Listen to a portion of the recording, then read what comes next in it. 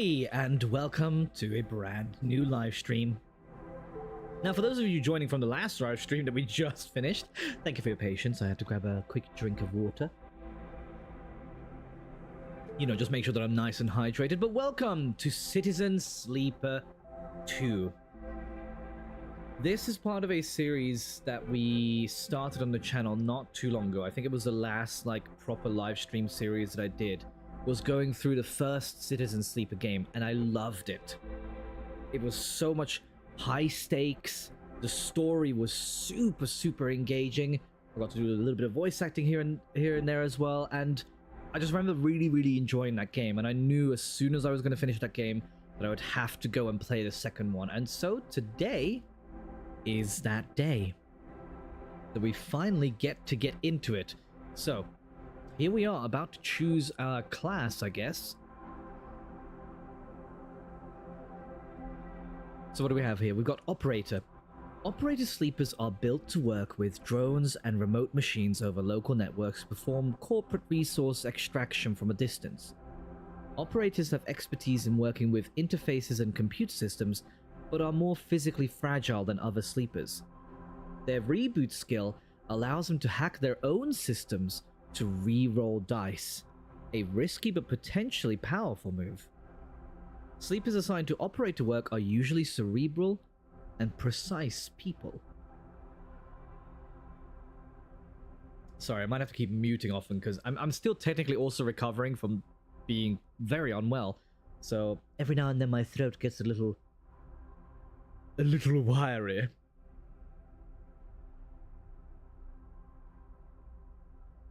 So, okay, the re-rolling a dice sounds like a great skill to have. Machinist. Machinist sleepers are built to repair and modify automated systems used in corporate resource extraction. Machinists are very skilled engineers, but their isolated work means they often struggle with tasks requiring a direct approach or social engagement. Their focus skill allows them to focus on a single task and boost their dice to excel in it. Sleepers assigned to machinist work are usually diligent, careful, and structured people. Damn it, they both kind of sound like me. What's our last one? Extractor. Extractor sleepers are built to work at the coal face of corporate resource extraction, often in hard vacuum environments. Extractors have a high level of physical endurance, but their confidence means they struggle with tasks requiring intuition. Their rally skill allows them to motivate those in their team, boosting their crew dice. Oh my gosh, we're gonna have more dice to worry about this time? Sleepers assigned to extractor work are often confident, self-sufficient, and have a high level of endurance. Yeah, look at that. Intuition is just fully red, huh?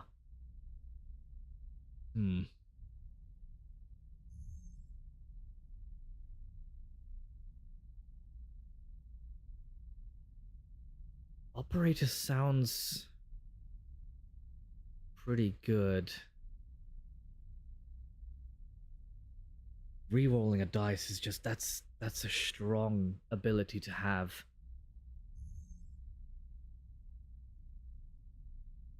Like, realistically, I'm between machinist and operator. I don't think I'd be able to go for extractor. The downside is just too heavy.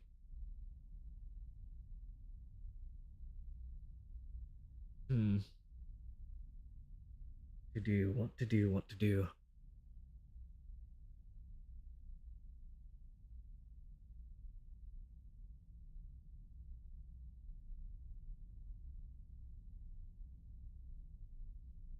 You know what? We're gonna be a bit more fragile, but I think I'm gonna go with operator. Oh, here we go. Oh, I've missed the music.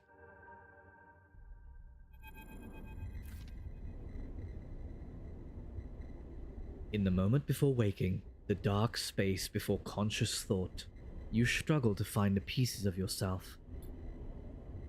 Usually these pieces come with a particular cadence, each appearing sequentially, like the boot process of an old terminal. First, your body. Artificial. compromised, but relaying sense data all the same. Then, it's context. The breeze of air filtration. The soft contact of your birth in 0G. Is that meant to be breath? Then, emotion. Coming into focus. Coming into your body.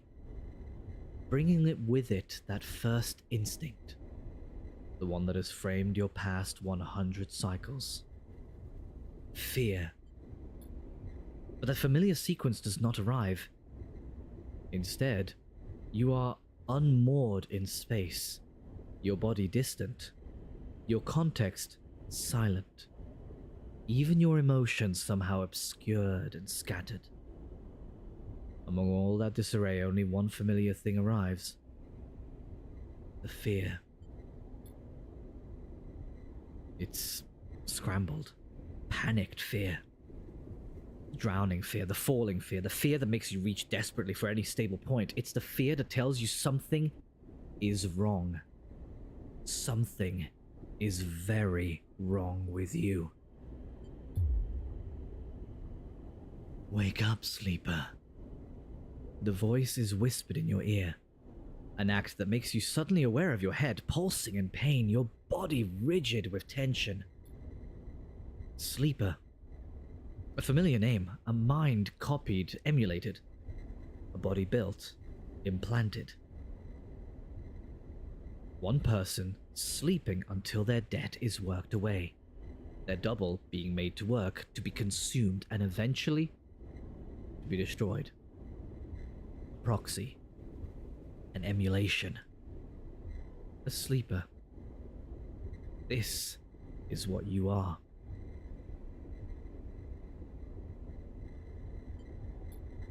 But you escaped, you remember that now. Broke free of your corporate creators. Essenarp, in search of a future. You cannot remember the details of your escape, but you know the fear has been with you ever since. I wonder if this is a direct continuation of the last game, because I don't know what the outcome would be for a lot of people. We managed to escape. We managed to fully get away, from what I remember. We made it safely onto a ship that would go for how many years to like a new colony or something, and we managed to get away.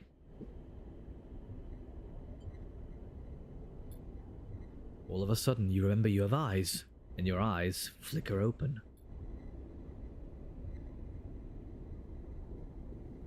Pale eyes and a pale face. Lane. The name comes with its own specific sensation of fear, one you recoil from instinctively. Sorry to interrupt. A sharp smirk. But this ends here. You search your mind for more than a name. Is this how you reward me for my generosity? Lane is leaning over your horizontal floating body, looking down into your eyes. I took you in. Protected you. Gave you a purpose. You try to look away to the corners of your vision to find something you understand. Your body doesn't respond. But I suppose that wasn't enough. He reaches into the pocket of his jacket and receives a small vial. This wasn't enough? The vial glitters.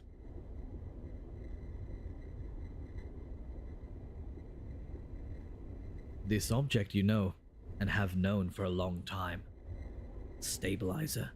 The drug that keeps your artificial body, your emulated mind, from inevitable decay. The only balm for your planned obsolescence. The liquid roiling in the vial fills you with disgust.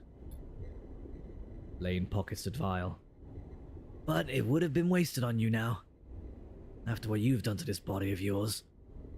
He looks at you with a palpable disgust. Lane's eyes scan your body, and as they do, you become aware of the wires and tubes attached to you. Those that were meant to free you from your dependence. From the stabilizer and the control it grants Lane. They are free, you piece of crap. They don't need you anymore. The voice comes from somewhere behind Lane's head. Oh, that wasn't Lane? Whoops. Somewhere behind Lane's head.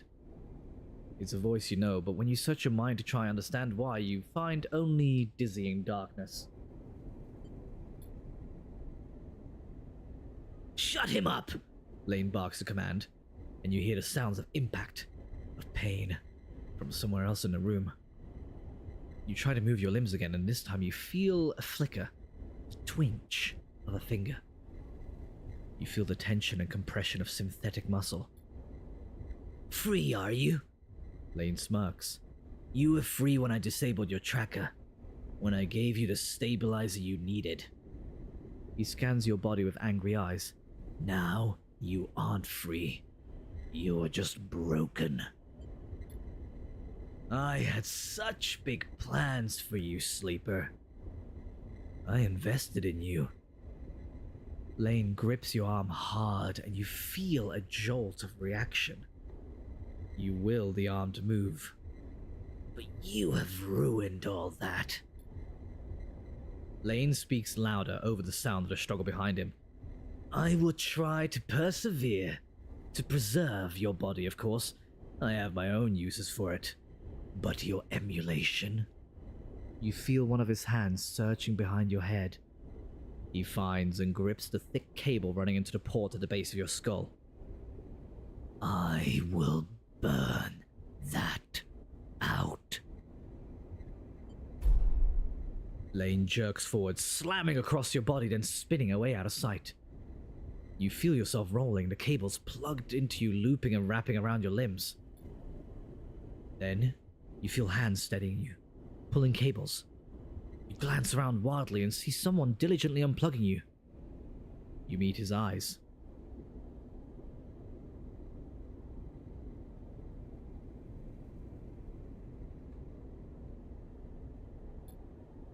Hey. He waves a hand in your dazed face. We need to move. Lane won't be out long. He unloops a cable from around you. He unloops a cable from around your wrist. Sleeper, help me out here. You blink slowly. Do you know this person? He leans over you and you feel his hands on the connector, flicking switches, releasing locks. Come on, come on, come on. He tugs the connector clear and pulls you up. You see the room you're in for the first time, filled with tech and terminals. Wires waving everywhere, all lit by big windows looking out on an impossibly bright, screen-filled street beyond. In a corner, you see the dark shape of a floating body surrounded by a glittering constellation of crimson baubles. Is that blood? Move! You are wrestled and shoved towards the door, which slides open in front of you, and then you are out in all that brightness, all that movement, gliding hard towards some unknown destination. You come to a stop in a dark alley. The one who guided you here, pausing to catch his breath. He doubles over beside a massive file support unit that sends a lukewarm breeze across your skin. Sorry, that was a life support unit. Come on, Swift, read. You stare at him, trying to recall anything about him. You notice his tattered jacket, his lightweight clothes. You remember this station runs hot. Something about the power that flows through the place.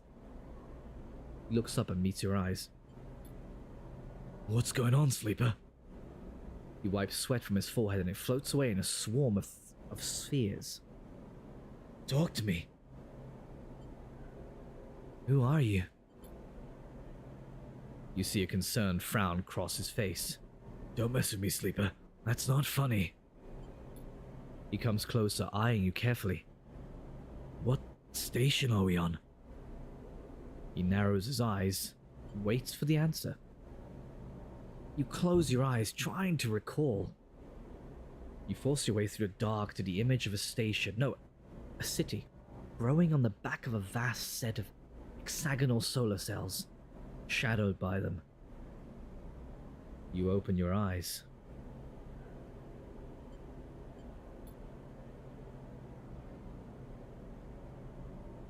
Dark side. The word leaves your mouth like an exhale. an instinct. Before you heard yourself sound it out, you didn't know it was there. Let me just check. The live is still going as it should, which hopefully it is. Okay, yeah, I think it's okay. He sighs. And me? Who am I? You see something like fear in his eyes. Panic, perhaps? You stare hard at his face.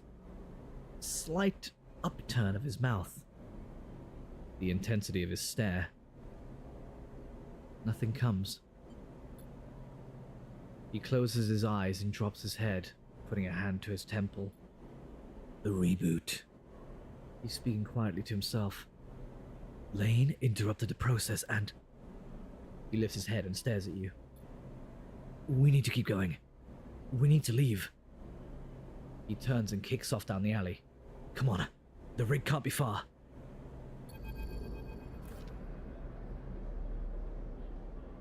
As you're led through the passages and serviceways of the station, you try to recall your life here. This is a very pretty station out here, to be fair.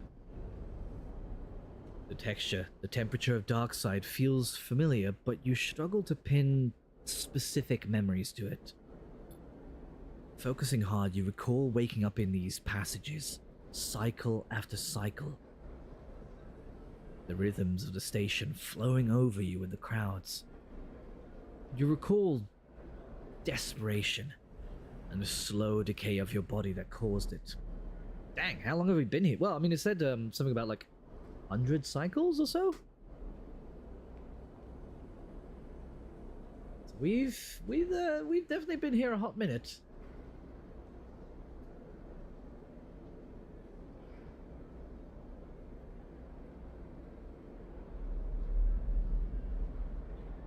Boy, something is really irritating my throat.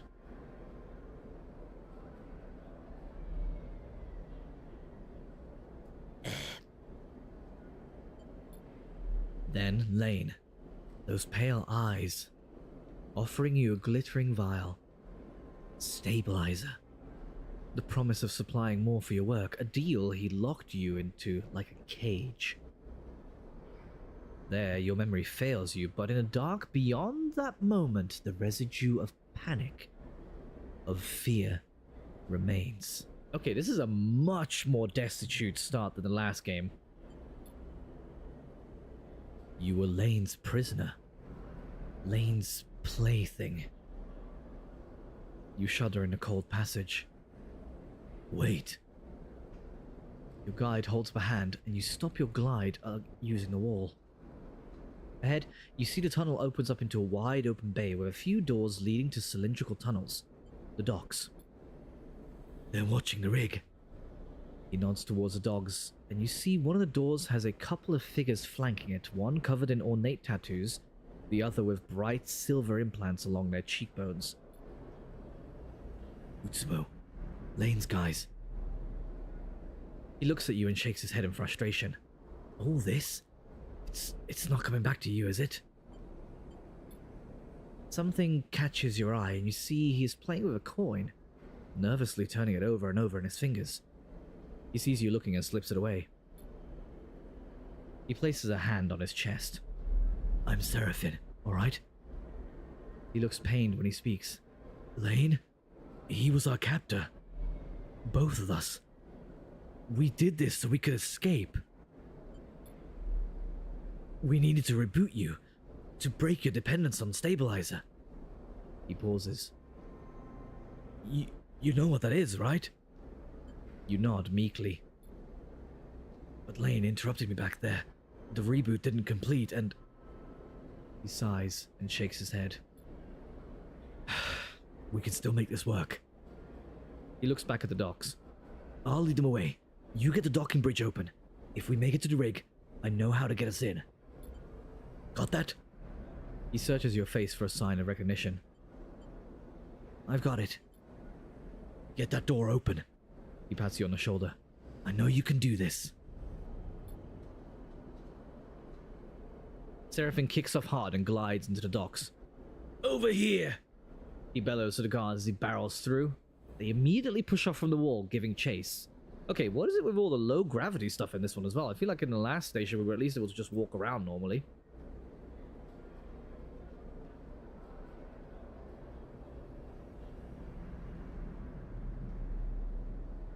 During scenes, you may encounter skill checks where you can perform certain actions using your skills. Like the dice actions you will encounter later, skill checks can have a positive, neutral, or negative outcome. The better the rating of your skill, the more likely you will succeed on a check, and the odds of success are displayed when you select the check. Okay. Right, well, yeah, let's try hack the door. Positive outcome, nice! You shift to the control panel, your fingers dancing across the keys. Without thinking, you access the maintenance layer and trigger a fire safety venting procedure. The panel drones out a klaxon and the door pops open with a hiss. Go! Go! Seraphim flies past you through the doorway into the docking tunnel. You turn to see the two guards approaching fast across the docks and quickly glide after Seraphim. Seraphim is already at the rig's door, inputting an entry code. The rig's door scissors open and you both rush inside. Quickly! Seraphim grabs you by the arm and drags you up to the cockpit, the ship's layout hazy in your mind. He dumps you in a flight seat and straps himself into his own. You see him tap a series of buttons as he does, talking to himself. Come on, come on. The rig's drive rumbles into life, and Seraphim slams a button on the console. You feel the force of the ship's acceleration as it pulls away. Oh, there we go. That's us. Alright, high-octane action. Nice.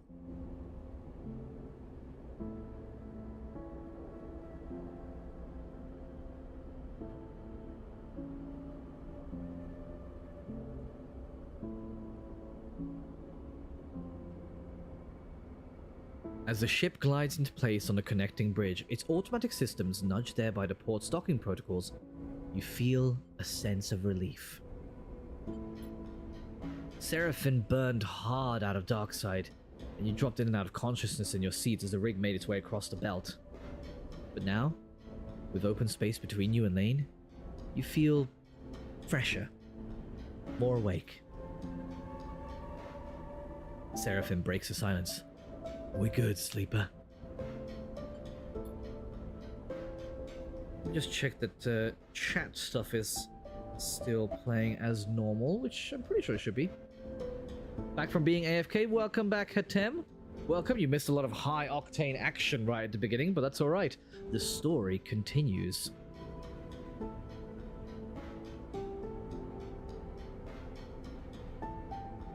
Starry Dragonite, hey! Hello! Welcome to a live stream.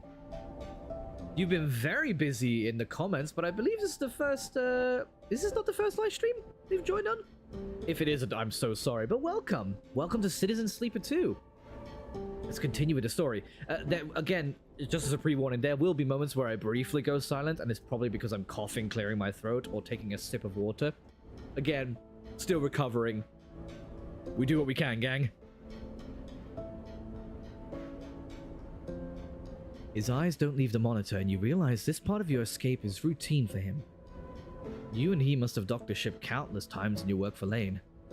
The problem is, you don't remember any of them. We made it, he whispers, closing his eyes and letting out a sigh. I'm just gonna stay quiet. He shakes his head and then unclips from the pilot's seat. Seraphim reaches up, flicking through a set of switches in a practiced fashion, completing the shutdown. You watch, a little frustrated with your own uselessness. Running the rig, you realize, is just another thing you've forgotten. A clunk that runs through the walls of the ship is followed by a short, percussive alarm tone from the pilot's console. Docking complete. Seraphim kicks off from his seat, twisting as he glides past you towards the back of the cockpit. His hands find the rails on either side of the door and he pauses, facing into the corridor beyond. He turns back to you, backlit in cold cyan. We need a plan. He glances around. Lane's not gonna let us slip away quietly. He sighs. I feel like continuing to move, so carrying on running will be best, you know, just put as much distance between you and your pursuer as possible, right? Like, surely. Wouldn't you think? Am I wrong?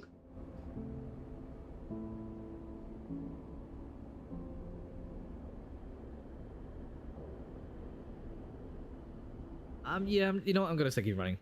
Seraphim nods. That's what it feels like, right? Though we can never get far enough away from that craphead. You see a shiver run through him, and you know that he suffered as much as you did on the lane. We've bought ourselves some time. He glances through the cockpit window at the blinking lights of the station. You may not remember Hexport, but I do. And there are plenty of opportunities here for us. If we can keep our heads down. He turns back to the corridor. That's what we'll do. Yeah, but there's a chance your pursuer is faster than you. I mean, yeah, but like, at this point, when you're on the run, you kind of just gotta risk it all, you know? He pushes off and glides towards the main lock, and you follow, pulling yourself along, hand over hand in 0G. And it did mention that Lane freed us from... I think it said something about freeing us from something that can track us. But you make a good point. What's to say that Lane isn't also now tracking us via some other method? It's hard to know. We already emptied the tank on this thing. He slaps a hand against the ship's insides. So, we need to refuel, and that won't be cheap. But if you and I know one thing, Sleeper, it's how to work. I'm gonna get myself reacquainted. See if I can turn up any old connections. People that might throw us an easy contract. You... He glances back over his shoulder. You keep out of trouble. Low profile. Got it. Seraphim stops at the airlock. Stopping the reboot halfway through. He pulls a worn crew jacket from a locker and starts pulling it on. We don't know what that did to you. He jams an arm into his sleeve. I don't want you passing out and... He stops. It's gonna take both of us, man. Seraphim sighs. I hate when you're right. He grabs another crew jacket and thrusts it at you. Just put the damn hood up, will you? You take it and slip it on. Thank you. Seraphim nods. He stabs at the button to open the locker. Sorry, the lock. The inner door hisses open, and Seraphim glides through. Wait for a little bit, then leave. Anyone looking for us will be looking for two people traveling together. He looks at you in your worn crew jacket. A limited disguise for what is clearly a sleeper. We meet back here later. Any trouble? Same thing. Meet here. He surveys your disguise again and shakes his head. This is a stupid idea. He gives you one last look. Maybe find yourself something to eat. Suddenly you recognize Seraphim's instinct to look after you. A flash of a relationship now lost to the reboot. Catch! Seraphim throws a handful of something towards you. Is it money? It's cryochits! I knew it. You manage to grab the projectiles, and when you open your hand, you see a stack of cryochits. Those should get you some food. We'll need some more for fuel and supplies. He grimaces. That means odd jobs on the station, for both of us. Seraphim kicks off and glides down the docking bridge. Don't go too far, alright? He shouts as he leaves. Take it slow! And with that, he's gone, leaving the connecting bridge and heading into Hexport's docking concourse. You wait for a moment in silence. Let's make a plan. Try to think ahead to what might be coming. You'll need work, that's the first step, but what then? Lane will be coming eventually. The sooner you can put some distance between you and Hexport, the better. So that's the plan. Rest, resupply, and run. You shake the folds from your head and pull the jacket tight. Let's see what Hexport has to offer. You kick off and glide into port. Oh, and here we are. Welcome to Citizen Sleeper 2 Starward Vector.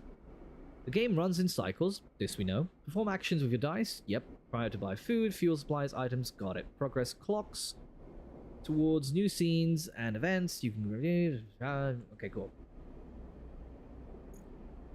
And still move with the WASD. Nice, okay. Oh wow, yeah, this really is a really small spot. Okay. Or I can use the wheel of the mouse. Okay, got it. And there's a map? What? What is all this? Wait, am I supposed to be using a controller? Oh, I can use a controller too. Huh. Whoa, okay. Didn't have one of those before.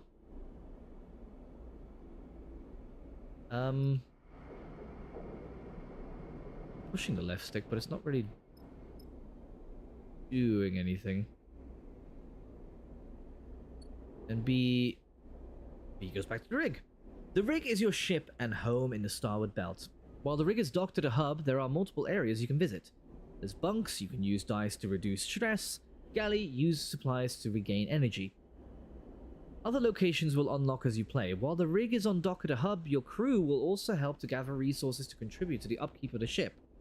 You can choose which resources they should focus on in the crew task menu to the left. They have a random chance of acquiring it at the beginning of the following cycle. Okay. Controller gaming is real. Controller gaming for this feels weird because I did not use a controller for the last one.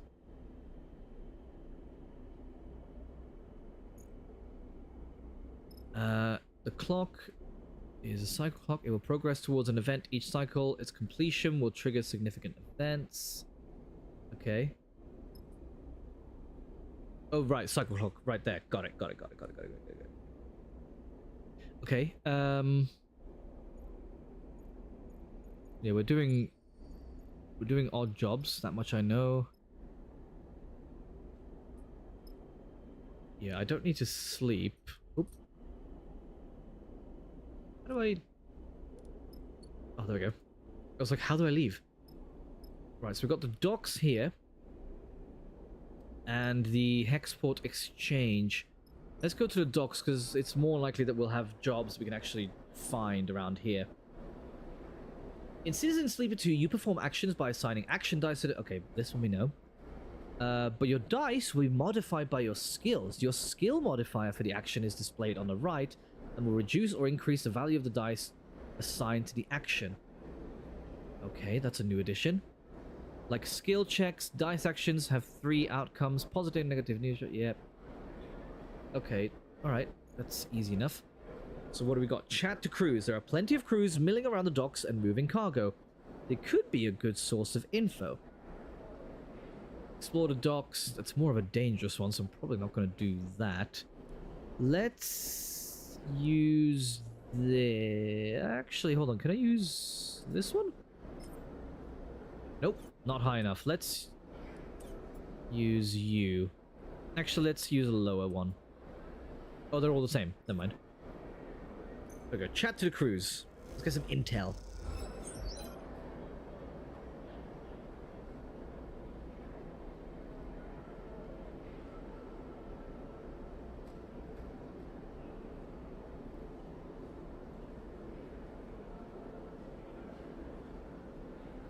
So, a crew welcomes you enthusiastically and gives you a quick tour of the docks. Let's just leave here a sec. Oh, here we go. Ben's chaotic dockside bar. Can we get work here, or here you can eat in exchange for cryo? Play Star and Stoker. S&S is a spacer gambling game played with custom magnetic dice. Chits are stashed in symbol marked cans, and winning is ruthlessly luck-based. Yeah, we're not going to start gambling our money away, that's for sure. What do we have at the Hexport exchange? How is talking to people hard? Everything is difficult if you're an introvert. Impress the brokers. The data brokers are the heart of the exchange. They show off their knowledge by discussing decryption. Maybe if you can talk the talk. Yeah, let's try... Let's try you. Okay, nice. You intervene when two brokers struggle to unpick a Senet stat cache and expertly unpick its security protocols. They are impressed. Okay, where is the trade hall? Okay, so this is where we'll actually get to buy things. There's no other locations coming up.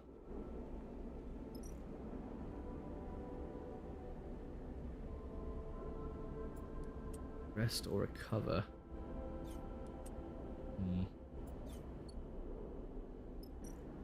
And this is to eat. Make a meal.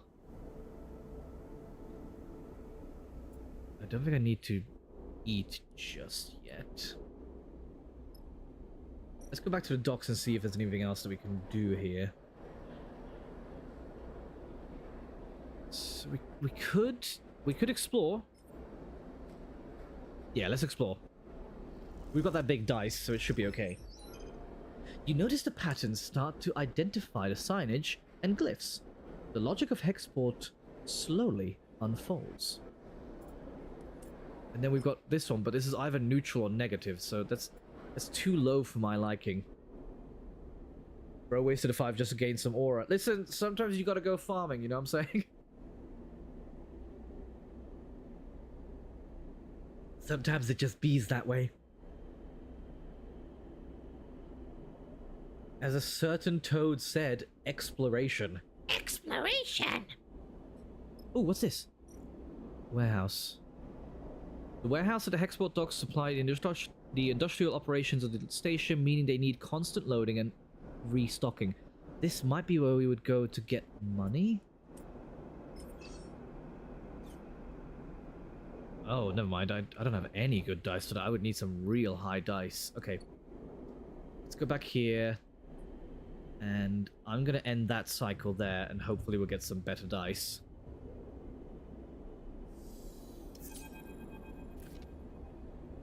We're in trouble, Sleeper. Seraphin leans into the bunks as you're getting up. Without further explanation, he disappears down the corridor towards the rear of the ship. You drift out into the passage, pulling on your clothes, and glide down the length of the rig, the cool air making you shiver. Seraphin is a silhouette silently leading the way. He stops at the far end, diverting through a side door, shooting you a glance as he does. You find Seraphin inside, holding one of a tangle of arm-thick tubes that are waving in the zero-G engine room. You know what these are? No, tell me. These are the engine's feed lines. He waves one in the air. And before you ask, no, they aren't supposed to be waggling loose. What happened? These must have broken loose when we pushed the ship hard on our way out of Darkside. He looks at the mess. We're lucky the reserve tank is empty, otherwise... He shakes his head. It would have been bad. But he pushes the pipe to the side. No feed from the reserve tank means that the rig's range is limited to the local region only. He thumps the large lump and housing of the engine. This thing can't take us anywhere far. So we fix it? Seraphin sighs. That's the short of it. Seraphin whacks the engine housing again, harder this time. Just not been our run of luck. He turns and starts gathering the tangled feed lines, his frustration evident in the violence of his movements. We will need a new set of these, that's for sure. He starts forcing them into a crate. So how about you try to track them down? I'll take a look at things here and see if I can figure out another fix for the reserve tank. He glances up from his work. From what I've heard on Hexport, Factory Row is the place to find ship fitters. Maybe you could do some recon while I sort this place out? It's on the other end of the station. Okay, Factory Row, that's where we're going. Seraphin keeps working. Wait! Seraphin pauses, seemingly unsure. There's something else. He drops the feed lines and they float, waving in the air like tubular seaweed. I've heard word that Lane's on the hunt. He frowns. The message went out everywhere in the local radius of Darkside. He's looking for us. And we can't leave. Exactly. Seraphin sighs.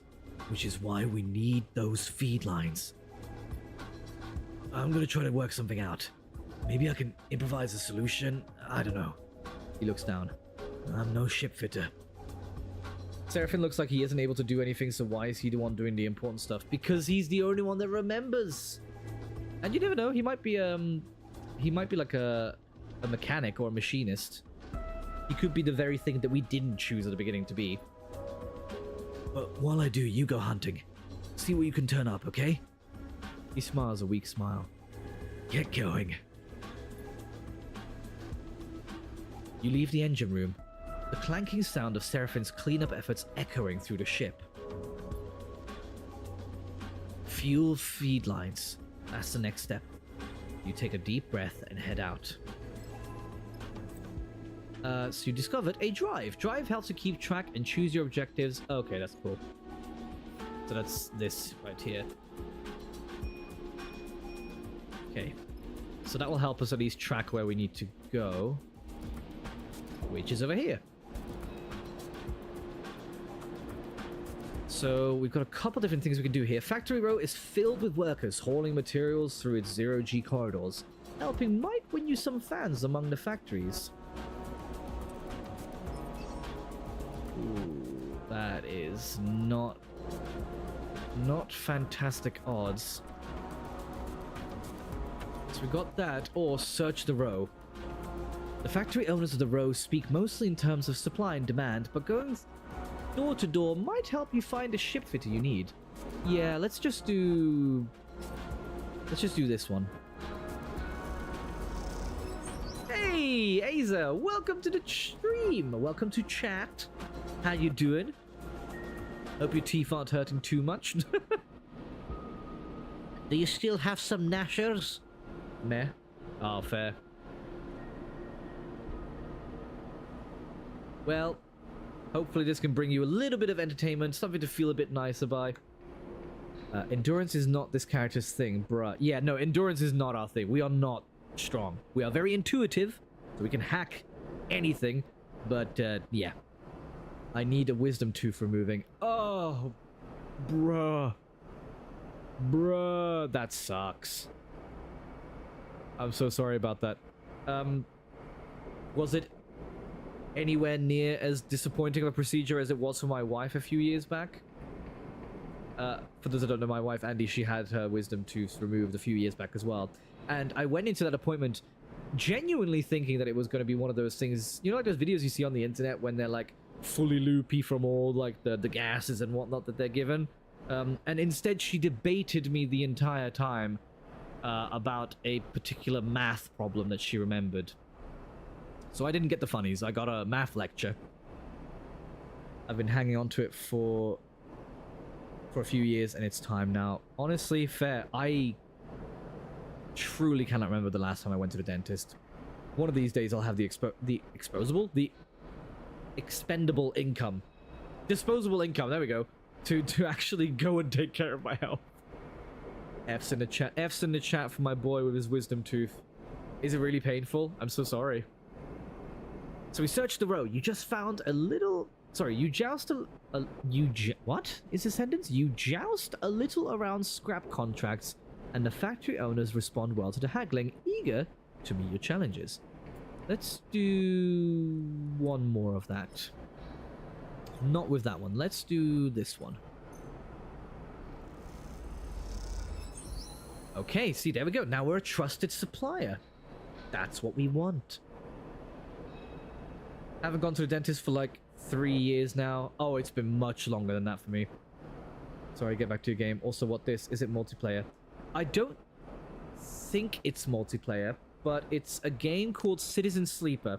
Well, this is Citizen Sleeper 2. We actually already did a full playthrough of the first Citizen Sleeper. But it's kind of like D&D meets sci-fi. So it's an RPG, but everything is based on dice rolls. and skill levels that you have, and then there's an overarching story, and there's a lot of different decisions that you get to make, so the story unfolds differently for each person that plays it. It's pretty cool. I recommend checking it out if you're into this sort of thing. Very cool music, very cool visuals with some of the art that comes through. You have a little trust with the factories. Now the trick is not to waste it. Okay, so that's all I can do in here. Here we go. Factory Row howls as you glide through its cramped passages. Whatever its many bays and rooms once were, they now serve as containers for industry of every kind. Whirring manufactories precisely engineer components with rapidly shifting arms, while scrappers hammer incessantly at bent ship plates. Everywhere you look, there is energy and activity, and for good reason. Hexport itself is built on the derelict fragments of a solar reflector, and even the small amount of energy generated by its remaining mirrors is enough to power a city of machines.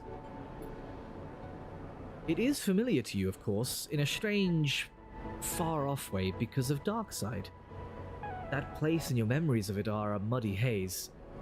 But it's hard to forget the glint of its hexagonal reflectors, 10 or 20 times more in number than Hexport's, and that wild, flickering city growing on their back like a tumor. In comparison, Hexport feels provincial. But deep in Factory Row, you could almost be back in Darkside. How long are you playing for? I'm about to head home so I could use some in-flight entertainment. I'm going to be playing for a couple of hours. At least a couple of hours for sure. I usually try to make these specific playthroughs as long as I can. So don't even worry. And you know what? Even when I'm done with this anyway, you can go back and watch the other stream that I did just before this. That's right, I'm spoiling you guys. Should have not wasted your 5 on the one thing you're bad at. But I didn't. I used all of my 5s on talking to people. And then you see them. Tubes, just like those Seraphim had waved in your face. The feed lines. You push over to the display window of the unit marked Carsten's Supply in block capitals cut from hull plate. There, amongst an angled shelf of oversized ship components, sits the feed lines, like some large biomechanical tangle of snakes. You slip inside where the sound of Factory Row is a little screened, and spot a large figure working at a bench. Hunched over, concentrating, it seems he doesn't notice you? You know what, let's wait patiently, I'm not going to interrupt him. Damn, look at this hunk of a man! You let him work, watching as, despite his heavy build, he delicately aligns the components, their layers slotting like puzzle pieces. After a few moments of observing the process, he turns his head a little towards you. Oh, I thought you wasted it on the endurance test. No, because I almost did, but then I checked and it was gonna take it down so that I would mostly just get negative outcomes, so I didn't want to do that. I appreciate you looking out for me here, Tem. Can I help you? His accent is heavy, but unknown to you. Those feed lines, how much? There's a sharp clink as Carsten places his tools and a component against a magnetic plate on the wall. He turns with surprising grace and begins cleaning his hands on a cloth. Those sharp eyes scan you, but Carsten's thick-set features do not betray the results of his assessment. Custom built those. For a client that never collected. He looks at his hands while he speaks, checking for stray oil stains. You have one of the old MEVs then? He sends out the letters in a way you don't recognize as he speaks. You try to recall anything you know about your ship, but the memories elude you. Perhaps Seraphim should have come along. I think so. Carsten squints a little. Right. Look. Carsten drifts over to where you are standing, his imposing height evident. For a fellow enthusiast like you, he continues in a distinctive monotone, let's say a few hundred cryo on clean sheets. He shoots a glance at the feed lines. 400, let's say, to be precise. 400? 400. Carsten says back, repeating your question without the emphasis. It's expensive, I know. It's a shame, but it's just what they are worth. He screws up his mouth a little into something that might be a smile. However, I'm more of the bartering type myself anyway. Barter sounds good. Caster nods sagely. There's a little favor I need a crew for, and well, you look like you might be a good fit. He tucks the cloth away in a pocket and clasps his hands. I know of an old Solheim worker. Out there, very old, pre-collapse. It's tucked away in a dead zone, so no one has ever really cut it. He shrugs. Not only that, but Solheim derelicts have a habit of triggering nasty security protocols when approached by an unfamiliar ship. So it's been left well alone. But a salvager like you, with an old Solheim rig, I bet it wouldn't even flinch if it saw you coming. He smiles. I have a special interest, a need for that old tech. All those Solheim ships had a data core, and while I don't care about the accounting reports or material ledgers or whatever they kept on the damn thing, I do care about the hardware. You switched? He switched. We be switching, yo. So if it was to find you back here, with that data core in your cargo hold, clean cut and complete, well then I could see my way to doing a straight barter for those feed lines.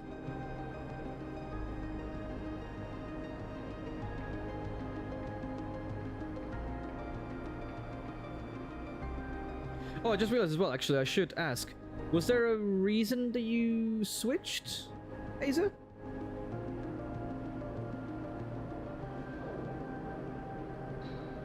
Is it just not... Is it not good on over on Twitch?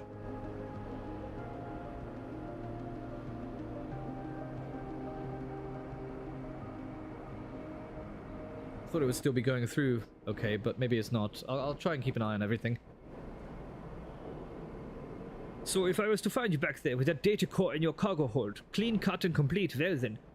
Oh, wait, I already read this. Carsten pauses. Sniffs at the air again.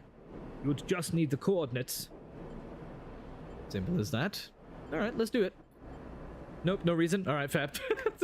Whatever works for you, man. Alright then.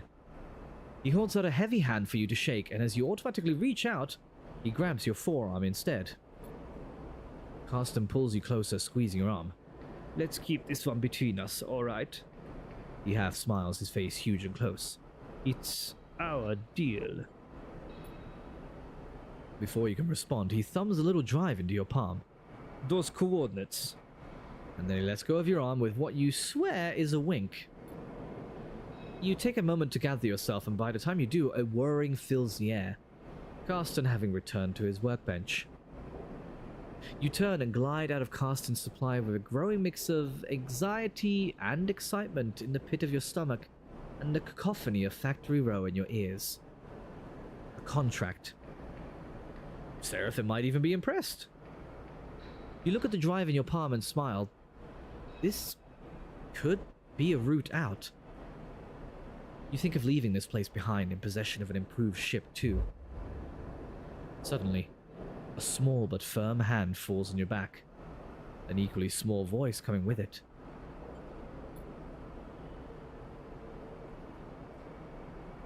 You turn into the passage to see a young woman, her hair waving from the rapid glide she clearly just came out of to catch you. She steadies herself using your shoulder. Sorry. She smiles, a quick and flat smile. Wanted to catch you. I'm Junie. Her dark eyes flick around nervously. You notice the portable terminal she carries, something data scrapers call a deck, and her backpack full of components and trailing wires. What's up? Let's just be real friendly, like, hey, what's up?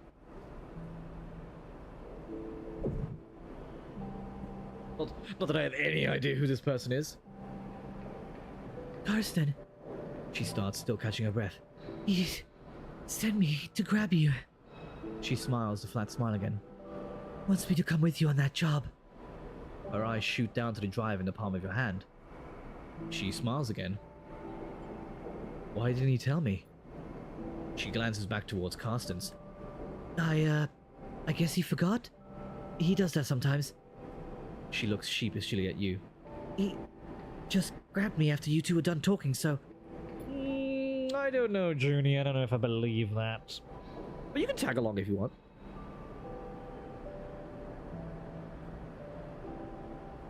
As a certain person said, I don't know who this man is. I don't know who this man is. I ain't never seen him in my life. Your Honor, I swear, this is the first time I done left my done peepers on this here individual. Carston's always sending me on things like this. I guess he wants me to help you out. Keep an eye on things. She pauses. I can be pretty helpful. So, she looks around the passage. Should I meet you at your ship and you can tell me when you're ready to go? Eh, screw it. Sounds good. Okay, great. Her eyes light up. She notices she still has a hand on your shoulder and takes it off. Junie pushes off and waves. Looking forward to working with you. She calls back as an afterthought. What about the ship? Oh, I'll find it. She calls back and then disappears down the passage. You watch her go, glad of the contract, but nervous too. Will Carston keep up his side of the bargain if you deliver?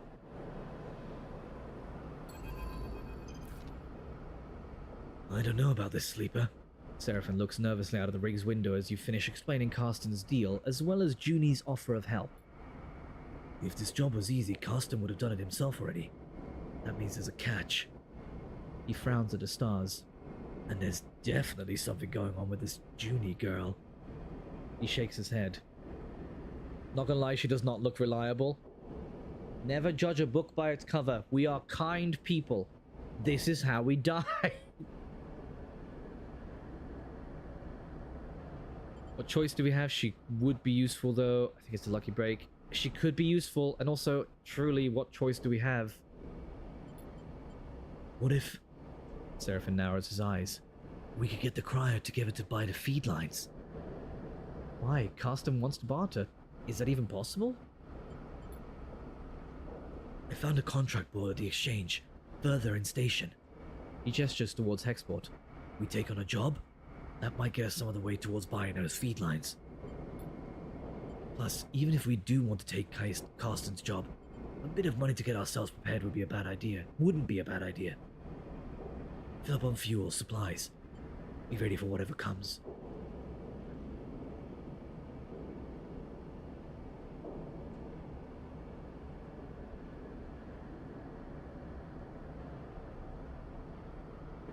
Sorry, I'm not just being silent for the sake of it.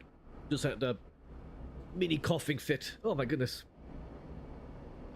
Don't get sick, guys. I don't recommend it.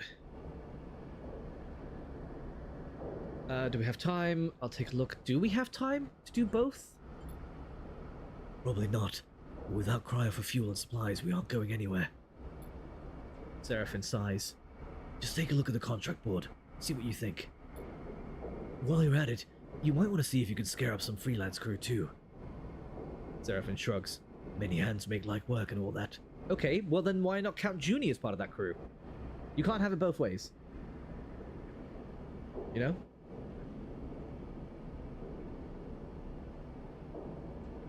Excuse me, the wife is messaging me.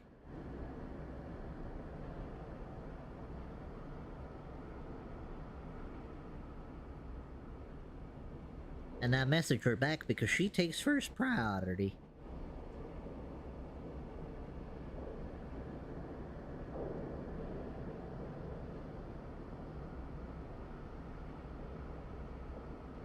Oh, sorry, I just saw your message as well. Why am I live at this time? Because it's a half day at work. So I didn't stick around when I didn't have more work to do. And then I went home, and now I get to stream. Do do do do do. Oh, we stop messing around. We take Carston's job right now and get it done before he can think twice. Seraphin yawns. Seems like a whole set of bad options to me. Either way, I've still got work to do on the drive. Seraphin nods a farewell, heading back to the engine room. Let me know what you decide. For a moment you pause, letting the haze of plans and ideas settle in your mind. Suddenly you curl up, pain shooting along your spine. You grit your teeth, your muscles lock tight. Your vision narrows as you squeeze your eyes shut. You feel a shift, as if some connection is broken. It's almost impossible to describe, like you're floating away from your body, dispersing, dissolving. There is nothing familiar in the pain, nothing to hold on to. You grit your teeth. And then another shift comes, and you're back in your body, trembling against the metal wall of the passage. The pain slowly fades, becoming a pulsing throb, and then a residual flicker. You flex in 0G, stretching out the tension. There's a strange sensation of distance that persists beyond the pain. A disconnection between your body and yourself, a flickering numbness that refuses to recede. You wonder if the reboot has done something to your body, or if this is some new sensation you'll have to live with indefinitely. It strikes you that you know so little about the body that houses you. It could be moments away from collapse, or it might persevere for countless cycles like this. You try to shake off the feeling, pushing your hands against each other until they feel like they're yours again. Time is the only thing you need, and right now it feels like it's running out fast. You head for the airlock. You have work to do. We've unlocked a contract. Open the map to screen to view it. Oh, there it is. Oof when free time is playtime. That's not oof, that's yes! Contracts are high-risk, high-reward jobs that you and your crew can take on. Contracts require preparation and care to succeed. You'll need to gather enough fuel to travel to the contract. Gather as many supplies as you can afford to keep you and your crew going. Look for opportunities to recruit a crew, temporarily or permanently, to help you on your contract. Consider which crew to take carefully. They have different skills and stress resistances, and who you choose can affect the story. Once you're ready, you can select the contract on the map, and then your crew to proceed.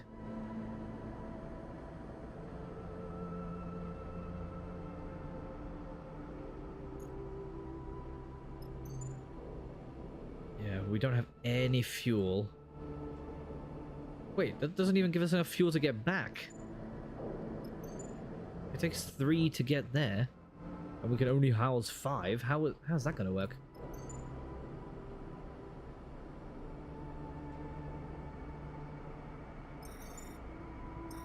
Yeah, we can't go there anyway, so either way, we gonna need some money. We gonna need some chips.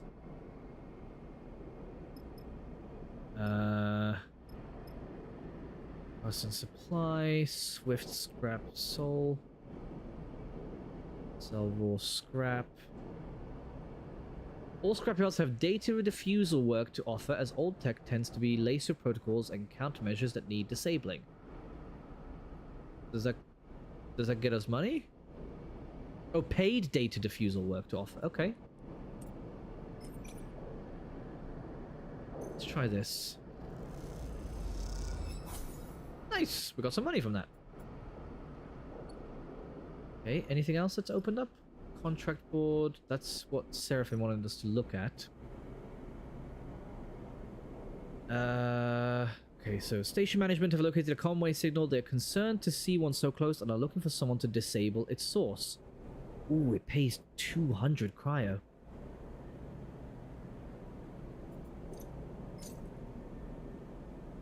This open contract for the Hexport administration requires a fee to be paid to receive the coordinates of the job. Let's get those coordinates. And then we'll leave.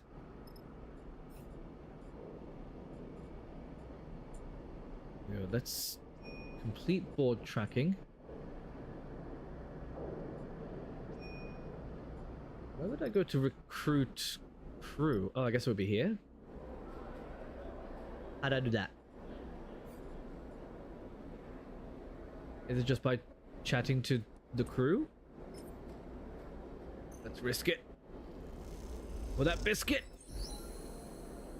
Hell yes, baby. You have a good sense of this humming way station. Time to use that knowledge to your advantage.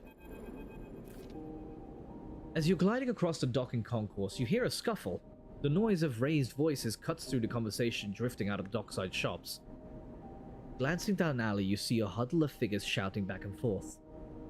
You spot one man in the middle of the group, surrounded, pushing the others back as they grab at the bag slung over his shoulder. You don't like the way this looks, but then again, Seraphim told you to keep your head down.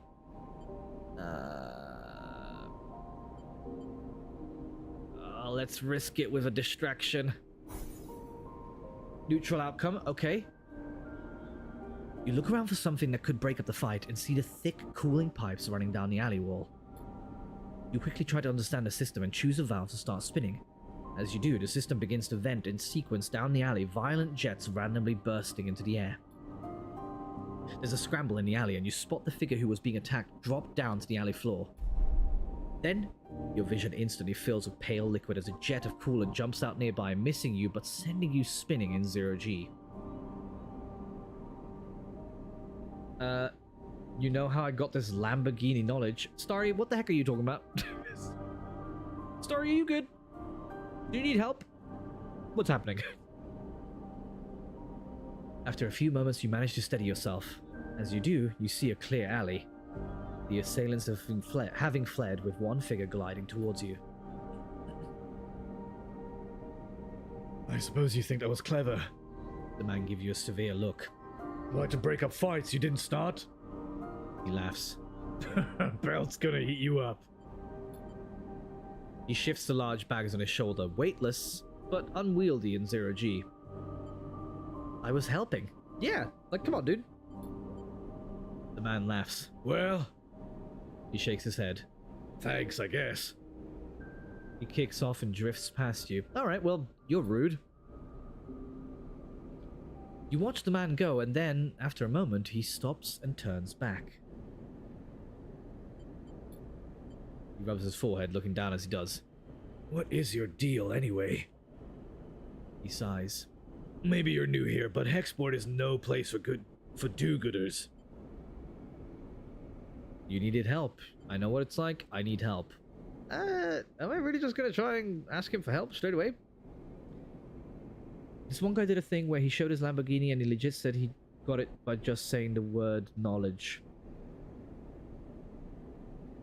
Starry, I'm not gonna lie, you've completely lost me. I haven't a clue where the thread of your conversation is coming from, but cool. That is all I can say. What's my deal anyway? Maybe you're new here, but Hexport is no place for do-gooders. I mean, you needed help. The man smiles. I don't think so. He shakes his head. Bunch of cowards. Idiots, too. Getting beat up over some scrap. Look, let's not hang around, alright? The man pats his chest. I'm Femi. He unshoulders one of the bags and pushes it towards you. Make yourself useful. Let's head. You get the strap of the bag over your shoulder and follow him through the docks, gliding past the concourse towards the connecting bridges. He cuts down a side passage, looking back to check you're following. Then he stops at a docking bridge connecting to a dull green ship with yellow markings. You look out the viewing window at its odd, catamaran-like shape, seemingly built from two separate hulls welded together. Symbol crash, He says, and you assume that's the ship's name. Femi, you bringing in strays? A young woman, brightly dressed and stretching as she glides, drifts into the passage. She glances at you. No offense. Naya. Femi shakes his head. This one. He squeezes your shoulder. Help me fend off some Hexport scum while you were busy stunning yourself. Naya raises an eyebrow. I'm sure you could handle them, big brother. Her glib response hides a flash of concern that passes across her face. You can't tell if Femi noticed. Naya turns to you. Thanks. She smiles sweetly. And I'm sorry for my big brother. She shoots him a glass. Just in general. Naya. Femi murmurs. Enough now. He reaches over and takes the bag you are carrying. Naya rolls her eyes at you, but stays silent. Factory Row wouldn't take these. Femi hefts the bags. I'm gonna load them back up. Maybe we'll find a use for them. He turns back to you. Thanks for the assist, Sleeper. He nods firmly. Not what I expected. He He slaps the button for the bridge door and kicks off along the docking bridge on his way to the cymbal crash. Naya looks at you with raised eyebrows. I hope my brother was joking? Or did you really help him? I tried. Thank you. She looks back at the ship. My brother needs more help than he admits. It's okay. She pauses, thinking. I want to ask you something. She takes a deep breath, then gives you a direct look. What is she building up to? Are you looking for crew? She looks away. How did she know? Sorry to be direct, but you seem like, well, if you're on Hexport, maybe you're with a crew. She stops herself. I mean, maybe your crew needs crew? Maybe you're looking? Welcome back, Katem. You going AFK a lot? Are you at school or at home? You bored? Don't tell me if you're bored. My heart couldn't handle it. I am looking. She struggles to hide her smile. Naya looks back at the ship, then at you. Look, I'll be honest. Being on a crew with my brother is nice, but he is suffocating me. She frowns at her own bluntness. I'm not a kid anymore, you know? But he still sees me like one. She shrugs. I want to show him I can handle myself. I need experience. I need to run some contracts. She gives you a determined look. What do you say? I'll think about it.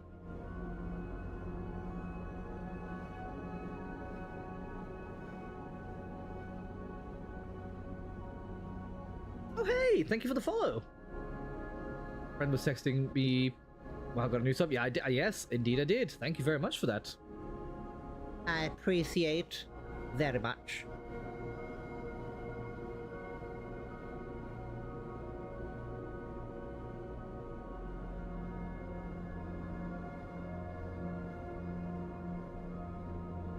I'm a good salvager, all right? You can use me. She smiles. I can spot things, find gaps, ways in. She folds her arms across her chest. I know what I'm doing. Femi taught me well. She glances back at the ship. Just consider it, all right? Let me prove myself. Suddenly, a shout comes from the ship, echoing down the passage. Femi. He makes both of you nervous. Naya looks in his direction. I should go. She pushes off towards the docking bridge. I'll be waiting. Naya gives you one last glance as she departs, then disappears into the docking bridge, leaving you alone in the passage. Okay, so new local crew available. Plus something else. We've only got a +2 dice left, so there's not really much we can do with that.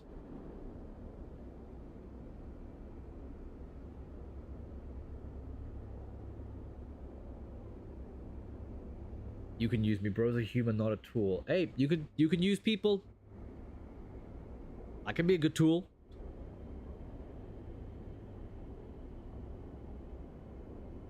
Oh right, so this is where the feed lines need to be. Yeah, okay. I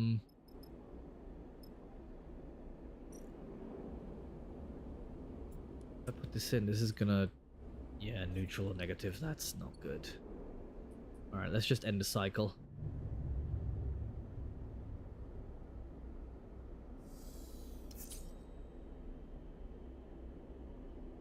Okay, I forget what the bottom thing is. Maybe I should try and sleep. Let's see, is a 3... It's decent, but I'm gonna... Oh, that's the same outcome? Seriously? Jeez, that sucks. Okay, well, let's just use a 3 then if it's gonna be... Oh no, sorry, that was more... 2% neutral. Oh no, it is the same. Okay, well, let's just... chance it? Okay. It's hard to ignore the pressure, but after a while, something like relaxation is felt. Okay, so it lessened our stress, but then what's this white bar? I can't remember. Cycle energy? What? Oh, no, I didn't mean to. Ah!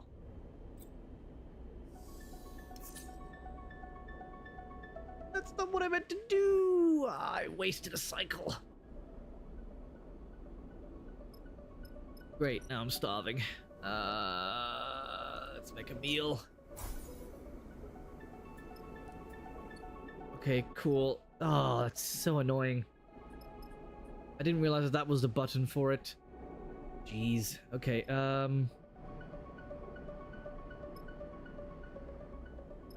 what to do. Oh wait, do I need to go on the map to do the job? Oh, here it is. Alright, I still need fuel. Where can I get fuel? Pretty sure I need money for it.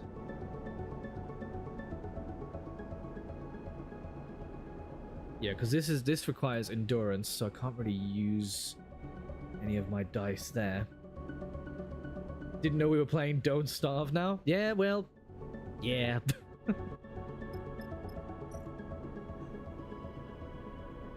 I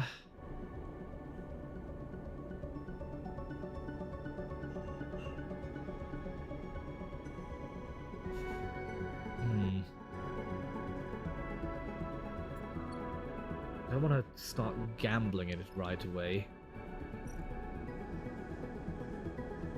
Okay, fuel is... oh wait, hold on, we can buy...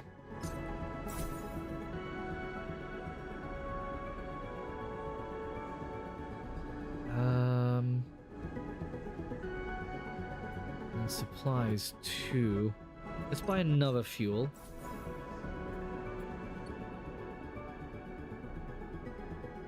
Okay, so we got that. What's down here? Is this just stuff to buy as well? This at least was paid work. So we can do that for a little bit of money.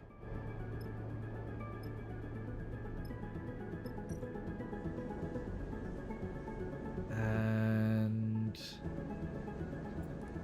use... actually, maybe we can get away with just this.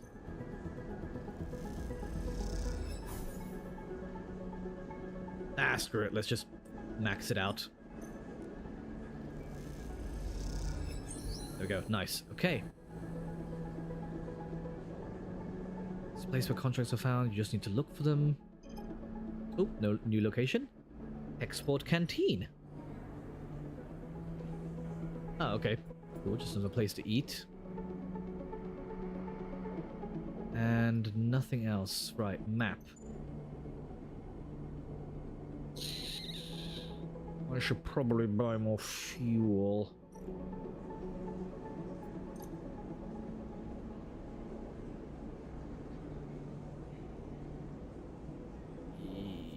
Yeah, let's buy another 2 more. There we go. And now we should be able to come over here to do this. Right?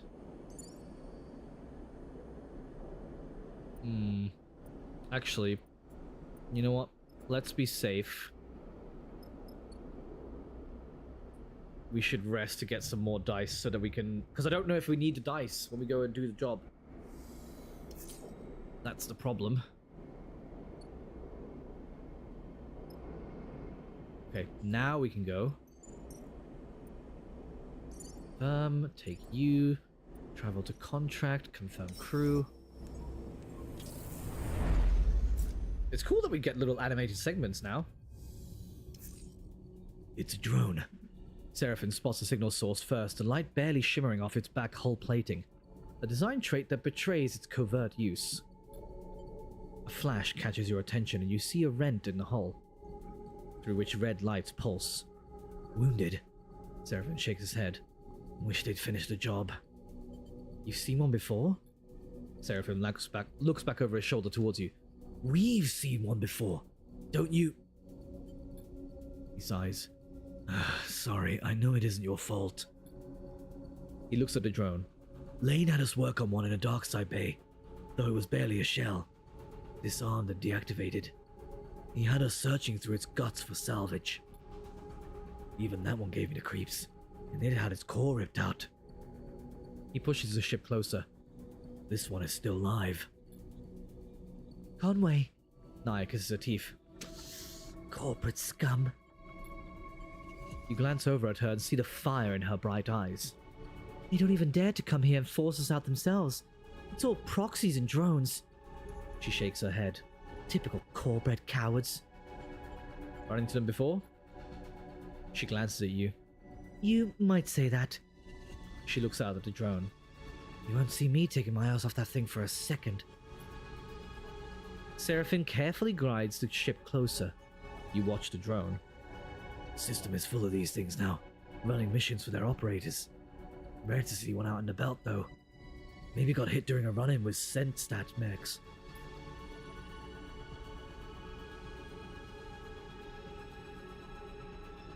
It looks like it's drifting. Most of the system's blown out. But look, there! He jabs a finger towards a red light on the far side of the drone. It's still broadcasting. And maybe even receiving. Can it attack us? Unlikely. Seraphim smiles. Would have blasted us already if it could. Comforting. Naya looks nervous. Seraphim brings you ever closer.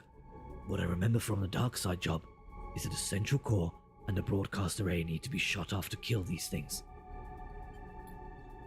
Core will turn off local systems, and the broadcast array will sever the link with the Conway operators. Seraphim swallows. But you can bet those systems are protected. Let Seraphim explain. Your attention is suddenly drawn by a shudder from the drone, like a tremor running along its length. First thing is rig to blow. Sorry. This thing is rig to blow, Sleeper. He frowns.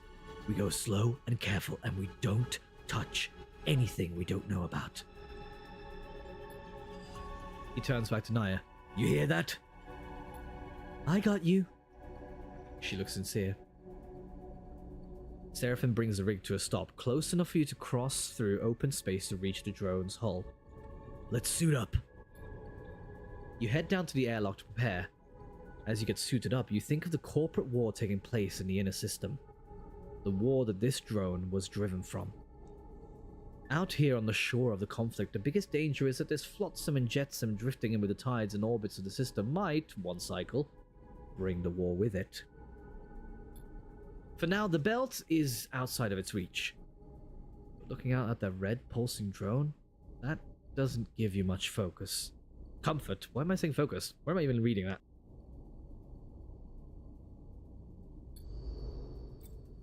Okay, first contract. While on a contract, you will be able to assign 2 dice for each crew members as you would assign your own dice. Pay attention to the crew's skills, use them effectively. Certain outcomes the crew will take crew stress. When stress is full, you will no longer be able to use them to perform actions. While on a contract, your energy bar will automatically be supplied for each cycle that you have available supplies, which I only came with 1. Mistake number 1. Damn it. When your supplies are depleted, both you and your crew will take 1 stress per cycle. Contracts also have their own contract stress. When this bar is filled, the contract will fail. Good luck. Jeez, there's so much to keep track of. Okay, hull damage. Access hatch. Oh my gosh, there's so much to do! What the heck?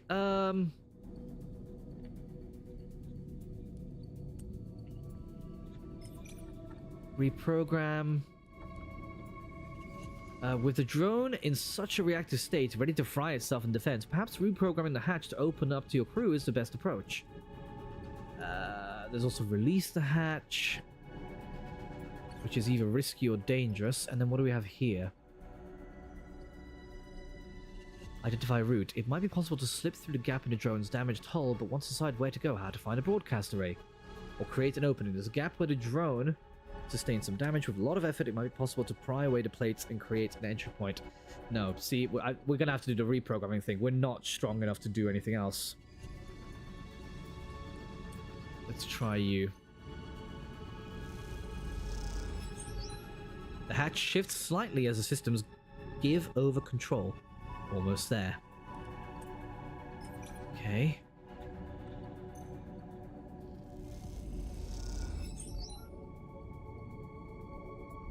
Oh my gosh, we're gonna have to do so much of this.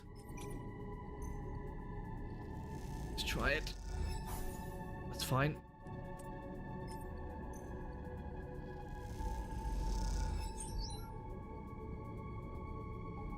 So it needs 1, 2, 3, 4, 5 more. Okay. Oh, and I've got the cruise ones as well. Sick. Okay. Nope, that's not good there. Crap, and neither is that. Okay.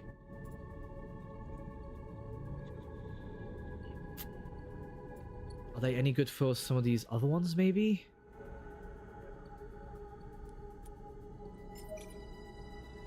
Let's chance it! Oh, we got stress. Well, Naya got some stress. Okay. There's a route here between hull plates and thick cables, but it's full of dead ends. And then there's also this one to create an opening.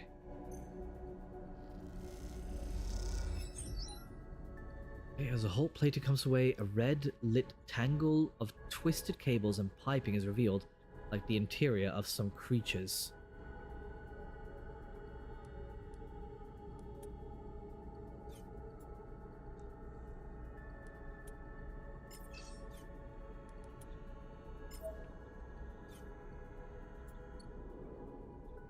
I don't think there's anything else that I can really do.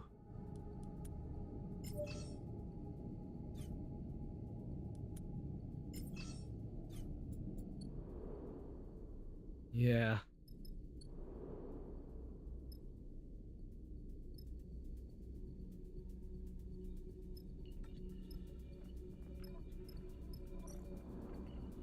There's the bunks.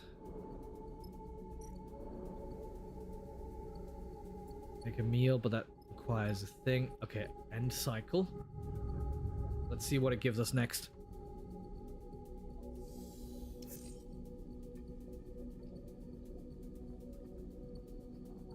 Yes, I know. Now we got cruise stress because I didn't bring any other cycles. I didn't bring any other supplies with me. Got some fairly decent dice, although Naya is giving us nothing to work with right now. Let's try you.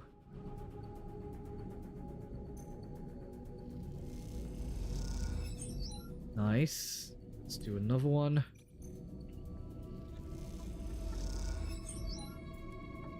One more. Oh, hold on. During a contract, you can use your push ability once per cycle. Per cycle. 3 threes. Yahtzee!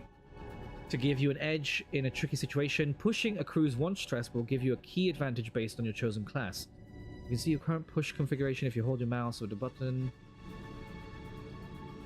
Your push cannot be used at a hub, but when at a hub it can be upgraded and configured in the character screen. Where is my push? Oh, here. Just gain some stress. Yep, no, that's fine.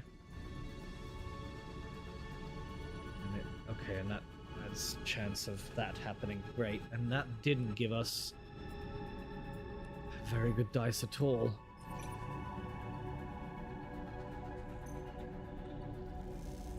Please be good. Oh, yes. Okay. Nice. You hear the beeping immediately. Among the chambers and cabling of the drone's interior, something has started counting down. Guys? Naya's voice comes hissing through the suit's comm channel. Does anyone else hear that? Because I'm getting nervous. Crap. Seraphine's voice joins her. This is what I was worried about. Are we screwed? I can't be sure. Seraphine has dropped his voice to a whisper as if it might make a difference. Either this thing is about to send out a distress call, or it's about to blow. We've got to shut this system down fast. He pauses. Then we move on to the other side, because I bet you there's a surprise waiting for us there too. We good? Nia sounds tense. Am I heading back to the ship or what? Seraphine cuts in. We're good. Keep going. He shuts off the channel. You take a moment in the silence. Alright, time to deal with this fast, then get over to the other side before something happens. something in here. Disconnect backup. In the core, you see the drone is running on backup power. Disconnect that carefully, and you'll be one step closer to a full shutdown. Okay. Is this gonna be enough? Nice, okay. The interior of the drone lights up in a crimson flash. Core disabled. Disabling the drone's core will stop it from ever restarting and causing Hexport or the local crews more trouble. Drone deaf. Disabling the core, shut down the broadcast array. Okay, so we've disabled the core, I believe. Once both are done, this convoy drone won't bother anyone anymore. And it's just starting its countermeasures soon. Right, so now we need to get in here somehow.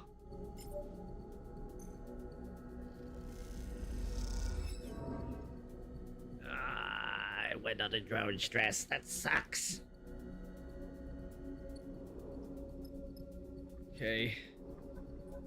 I have to end the cycle and we're all gonna get stressed. Oh, this is tricky.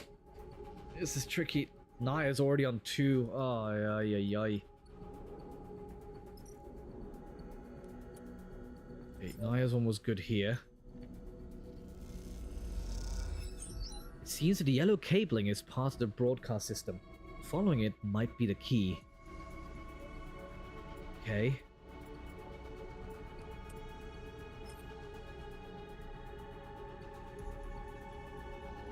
Yeah, let's use you here. There is a route here between hull plates and thick cables, but it's full of dead ends. Okay, we're only halfway. Let's come through here where we create an opening. 3 threes again. I know, yeah, it really seems to like our 3s. As the hull plating comes away, a red... Oh yeah, no, we've already seen that. Like the interior of some creature.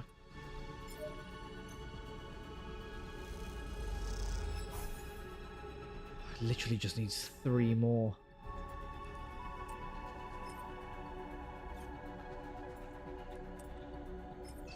Oof, that's really bad there. Okay. Gonna have to chance it. Damn it. That sucks. Oh, no. No. Okay.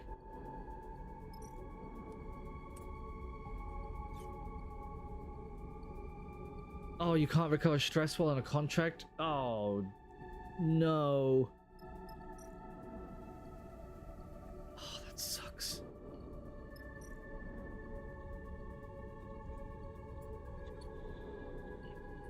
End cycle and hope for the best? Oh, I could have used my push, but I would have got stress as well. You've taken damage to a dice because of stress. When your dice are rolled at the start of the cycle, your stress dictates if you take damage or not. Higher stress means a higher chance of damage. The white markers above the stress bar tell you which numbers will damage your dice when rolled. Each dice has 3 dice health. When this is depleted, the dice will break. Must be repaired to use normally. Damn.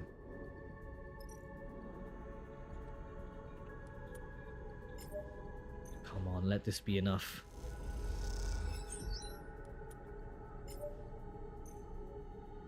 Come on.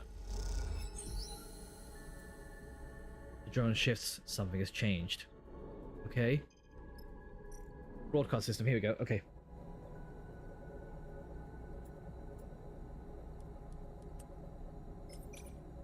Oh, please be okay.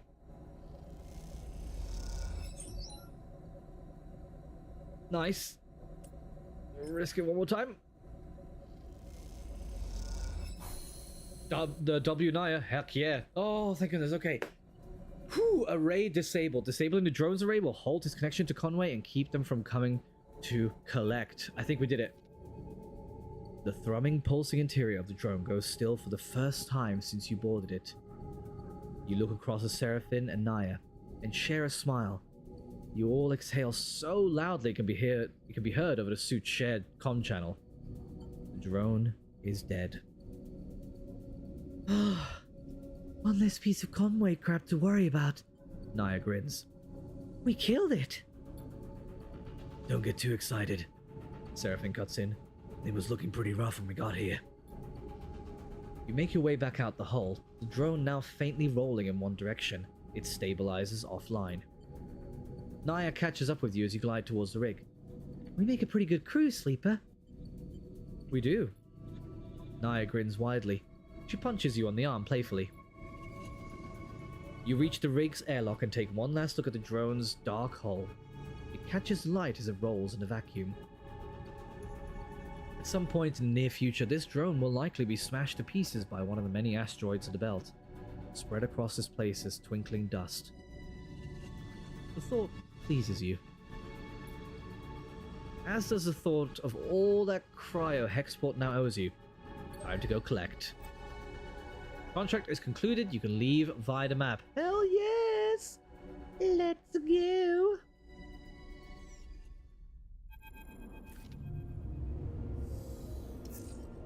Of course, now we're starving and super stressed, so that's not great. After docking at Hexport, Seraphine lets go of the controls and leans back in his chair. Naya leans over to you. Thank you, Sleeper. She stretches. I know you took a chance on me. Thanks to helping. Playfully, we're literally fragile as glass. She just like punches us in the arm and our arm just shatters. Naya smiles an infectious smile. Feels good to make a contract work. Seraphine smiles. No matter how we pull it off. It's hard not to agree.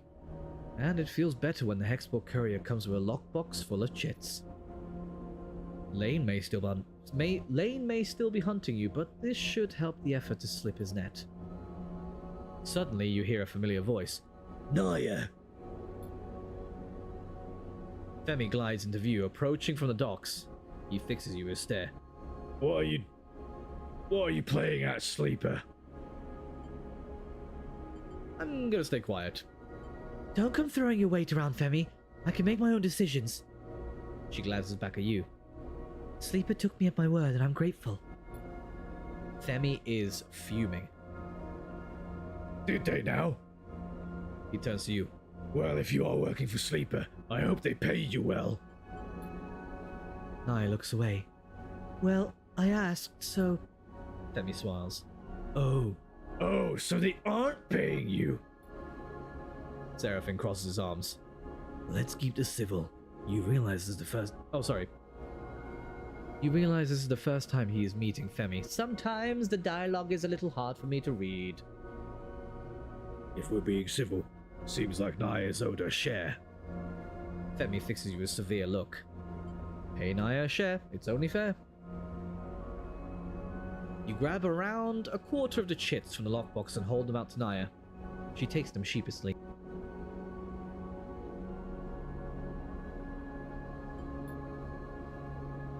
Alright then. Femi smiles. We're good here. He turns to leave.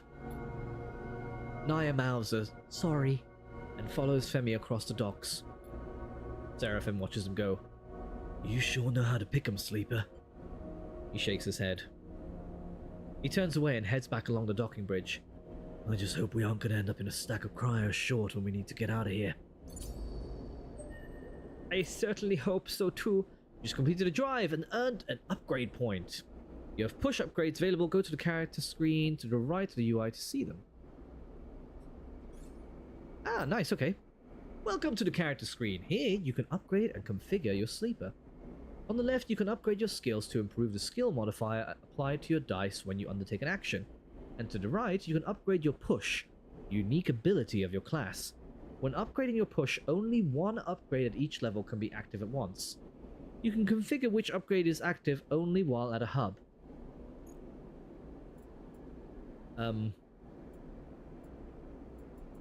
Okay. We got what's... How do I upgrade anything? Just 2 points available. How do I... Can I only use them here? How do I... How do I upgrade? Or is it saying that these need 4?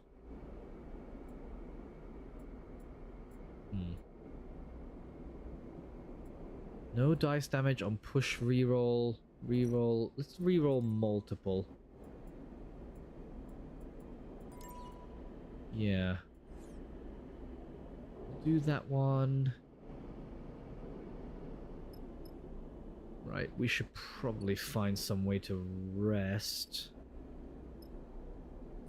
We also need to do some odd jobs, but this cycle clock is getting close.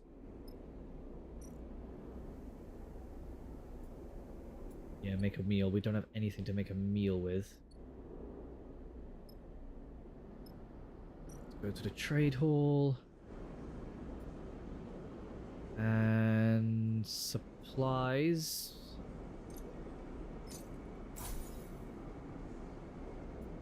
Let's get a couple of those. Come back here.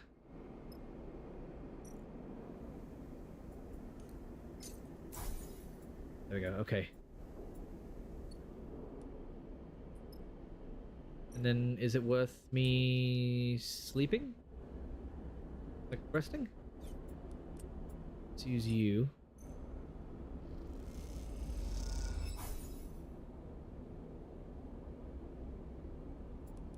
How do I repair the dice? Did I not do that?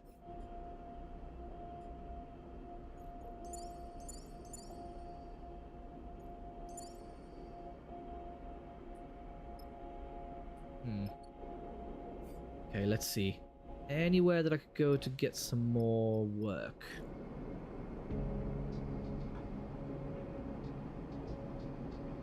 Sell raw scrap. What do we have? Oh, this is fuel. Okay, that's not what I'm after.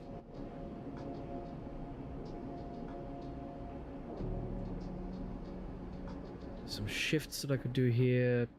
Paid data diffusal. That's what I'm after. Gotta get that money. Nice. Okay, let's go to sleep.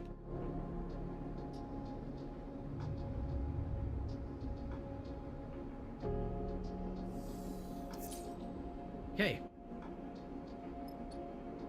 And then... let's see, is there anywhere else that I could go to do anything? Gamble, buy something here.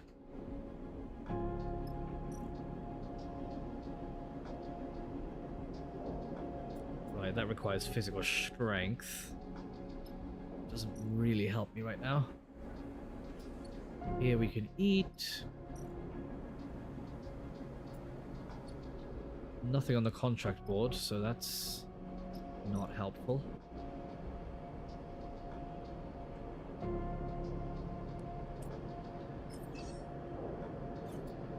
That literally all I can do is just work over there.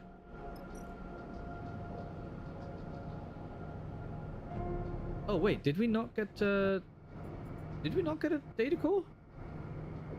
Oh no, because we didn't go and do that job. Right, right. But of course. So we probably should go and do that.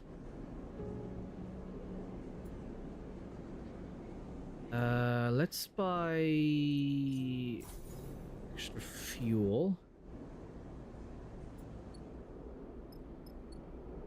How many supplies do I have? 1. Yeah, we definitely need more than that.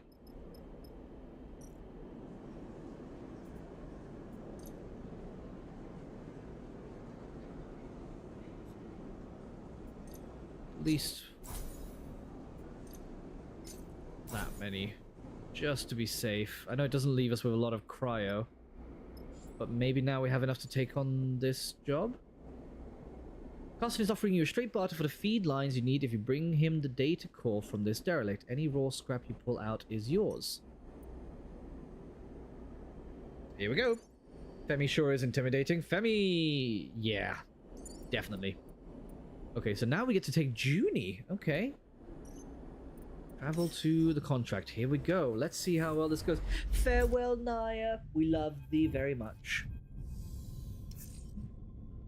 The Solheim derelict fills the cockpit windows, all twisted plates and skeletal strutwork. You watched it in horror and fascination as Seraphim completed the approach, both of you silent in the presence of this decaying beast. Now, as you settle beside it, Seraphim is the first to break the silence. This thing is already dead. He shakes his head. It's a corpse, Sleeper. He nudges the ship closer, looking for a place to dock. I touch this thing too hard, it'll crumble into dust. Seraphim glances back at you. No advice? Take us up there. That's the bridge. Junie points towards one end of the ship, and both you and Seraphim turn around, having forgotten she was even in the cockpit. She hasn't said a word since you departed. She glances at both of your bemused faces. What? She looks away. Sorry, that's where we need to go. He stops pointing. How do you know that, Junie? How do you know the things you know?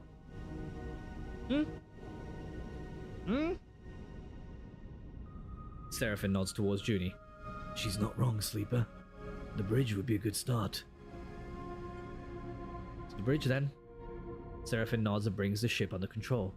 Let's do it. Seraphim takes control of the ship, avoiding the debris field closer to the center of the wreck. He settles in position near a protrusion at the far end. This is as far as I'll go. Seraphim taps at the anchoring controls. We should be able to anchor the ship to those plates. You hear Junie begin to protest from behind you, but it's too late. Seraphim fires 2 piton-tipped anchor lines at the nearest solid hull plates. The pitons slam into the plates, and despite their solid appearance, they instantly shatter. The fragments spin out across the wreck, slicing into other plates and building a spiraling storm of debris. Crap! Seraphim nudges the ship back and steadies it as the debris cascades across the surface of the wreck. Damage seems mostly superficial, but it underlines just how fragile the derelict is. Let's not do that again. Junie glances between the two of you. The data core will be very fragile. We have to... We've got it! Seraphim snaps. He angrily unclips from his seat. Last thing I need is a backseat driver. He kicks off and glides past her into the corridor. Sorry, Junie. No problem. She smiles a weak smile. We all want the same thing here, right? We'll work it out. Naya is still a better teammate than Junie, to be honest. We don't know that yet. We've only just got to meet Junie to actually work with her. You follow Seraphim down the passage, with Junie close behind. As you reach the airlock, he's already angrily suiting up, his frustration evident. Keep your cool. Seraphim looks up. Yeah. He glances at Junie. No hard feelings, right? He checks the seals on his shoulders. But this is a job, not a social event. The rest of the preparation process takes place in tense silence, each of you considering the delicate job ahead. You suit up too. Though you don't need a helmet to breathe, you slide one on and lock the seals for protection. This wreck isn't going to give up its salvage easily.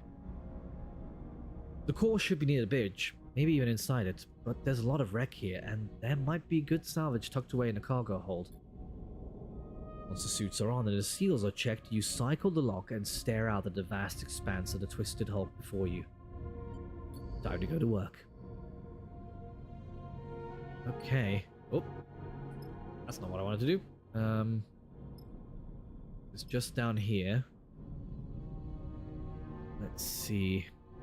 Great. None of us are good at lock dissection. Seraphim and I are okay at forcing the lock.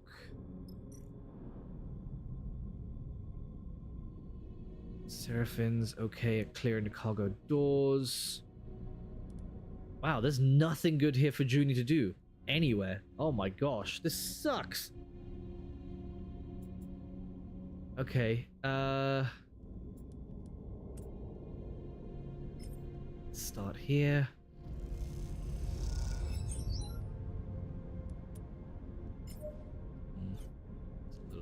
too dangerous there.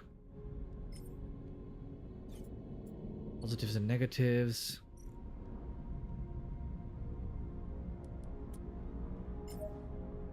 It's realistic and risk. Julie the fraud.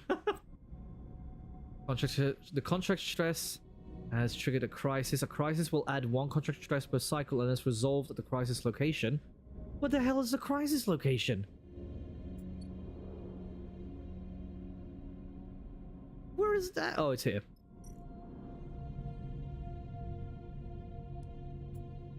Oh, crap.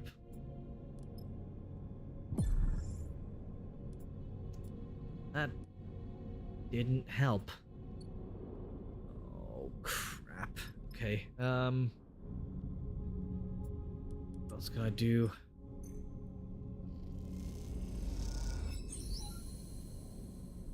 Okay, we've gained entry into the cargo bay.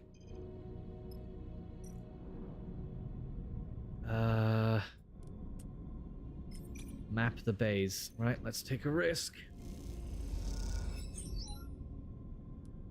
One more time. It's a slow process, but a systematic approach to the mapping proves worthwhile. This can be done. Oh, it still needs one more, damn it.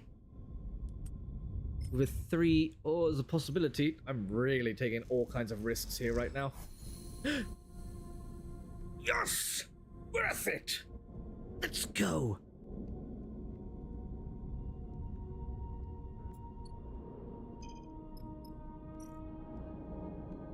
Damn it, there's more stuff to do. It's extracting the raw scrap. Okay. I think that's just the stuff for us, isn't it? That's not for the mission itself. Literally the only thing Junie useful for is endurance, since you and Sarah are bad in that thing. Yeah, but there's nothing that needs that right now. Just gonna have to end the cycle. It's just gonna keep adding extra stress because of the crisis. Okay, let me go see if I can get this crisis sorted.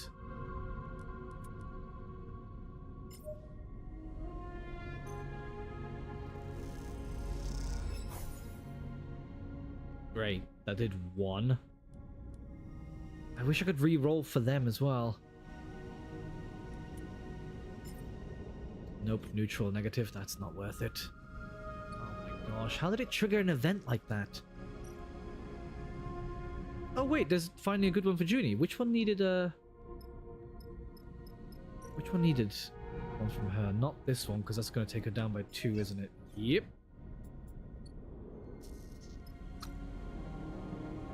And not that one either. Great.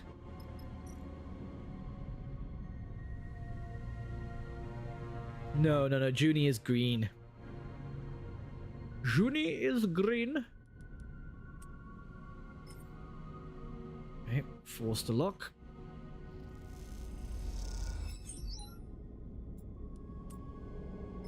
Force it again. Reroll. Really? Into 2s? That sucks tremendously. Screw that, end that cycle. There's gonna be another crisis coming up, isn't there? Yep, we are 1 away from triggering another one. Damn.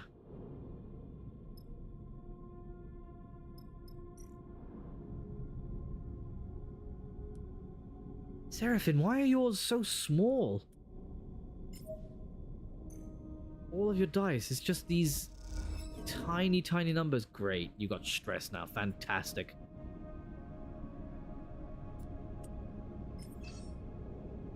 Oh, that sucks. You know what's better than a 2-2? A 2-2-2. No.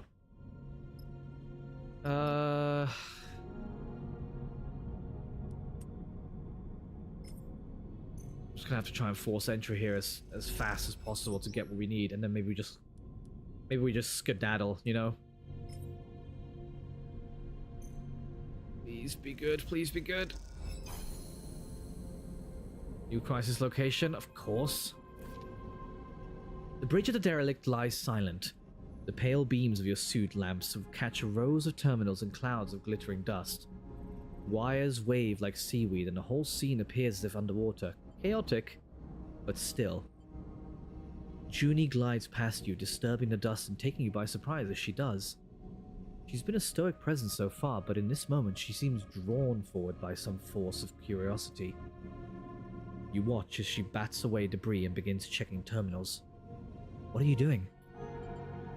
Junie doesn't seem to hear you, or at least is ignoring you. She's already prying an access panel off one of the more intact-looking terminals, and as she does, puffs of rust color the vacuum around her red. Let's approach her. She turns back to the terminal and finishes prying off the plate. Then quickly she reaches inside, fishing around for something. Her hand comes back out with a waving cable topped with a thick connector. As soon as she sees it, she slips a keyboard-sized deck out from somewhere on her person. She runs her hand across the back until she finds the right port and slots it into the connector. All of this happens in a few seconds. The routine practiced and precise. It's hard not to be impressed.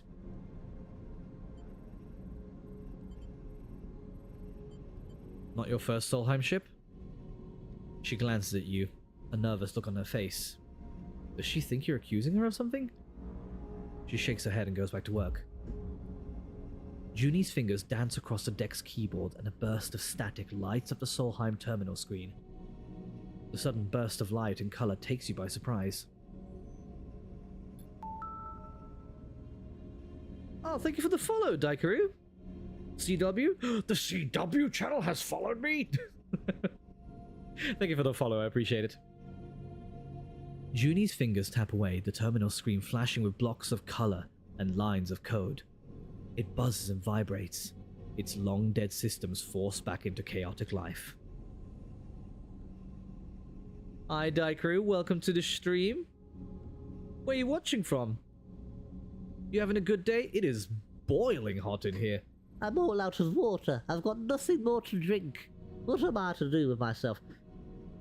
Poor Panda, our dog, is also just lying here on the floor. She's just doing her best to stay nice and cool. But how is everyone? I haven't checked in with you guys in a while, to be fair. From Chile. Chile. I must have butchered that. I am profoundly sorry. It's cold here. Well, you lucky son of a gun. Bring some of that cold here, please.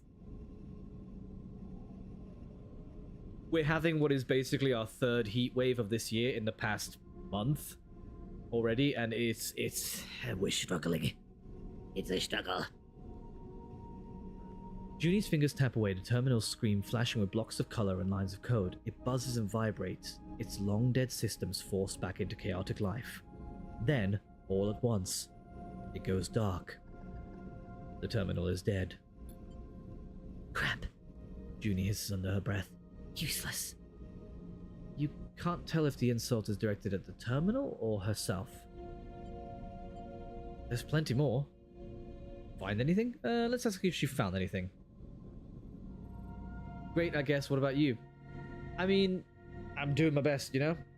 It's a good day. Good day for this stream. Other than the fact that I'm basically just trapped in a sauna here, not doing too bad.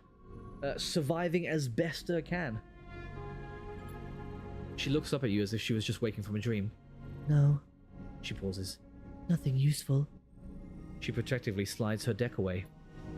The cradle with the data core can't be far. She pushes off from the terminals, gliding away from you. I'll start looking. She calls back and heads to the other side of the bridge. Definitely herself? Yeah, she might have been chastising herself. Seraphim glides up behind you. Everything alright? All good. Good. Seraphim claps you on the shoulder.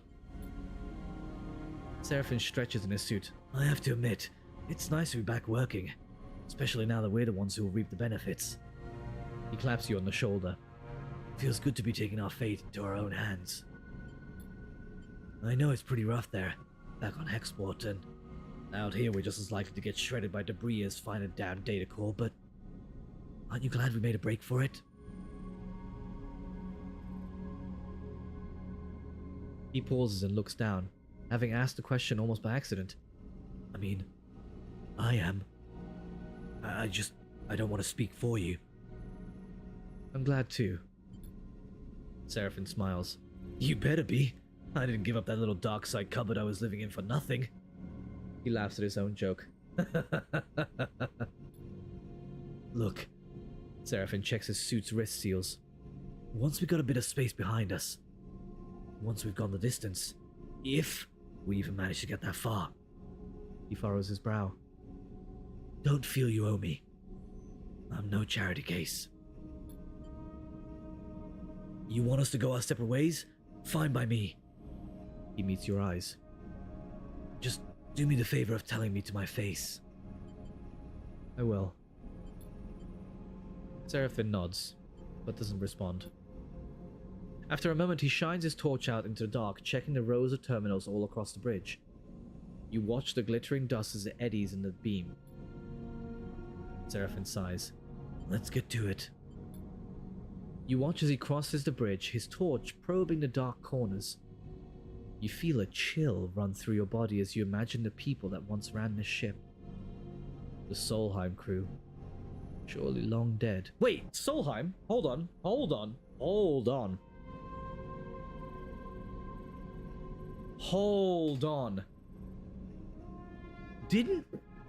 Wasn't the Solheim ship in the first game as well? This isn't the ship we escaped on, is it? Surely not. But that name rings a bell. I don't know. Maybe I'm just misremembering. What was it like here? Oh, no, that's not someone talking, that's just dialogue. What was it like here before the collapse, when this system was the jewel in Solheim's crown? It's impossible to know. That history is lost to you now. All you can do is pick what you can from the ruins. Where the hell is the fraud Junie? Nobody knows. The things they've been through.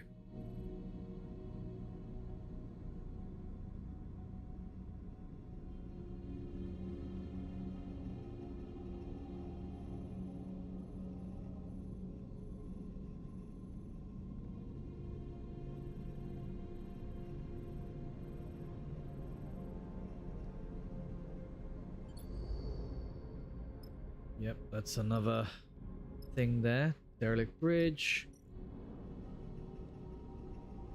Oh my gosh, it needs so much input. Okay. Can we do anything here? Oh, finally somewhere where Junie can do something.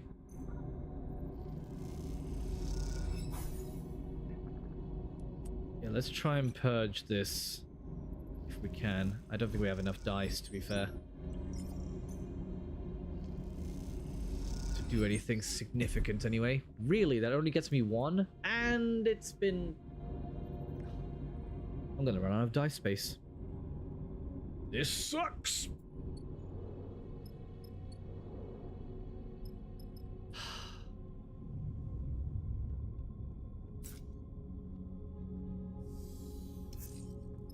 And now supplies are empty.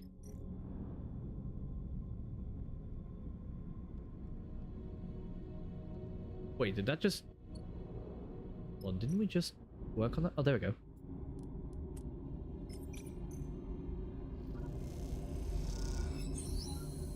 There, okay. Protocol deactivated. Cool.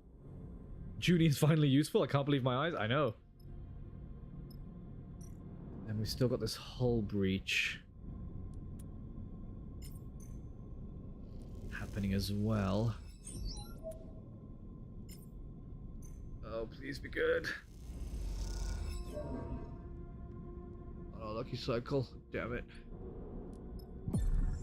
Ooh. That's decent. Can't really risk it with that. Which means that stress is gonna keep going.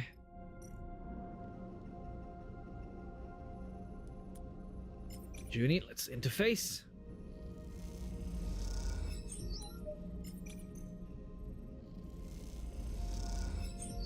Nice.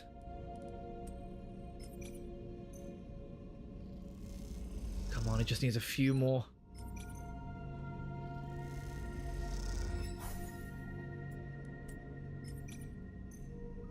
That's a risk, I know, because of stress, but...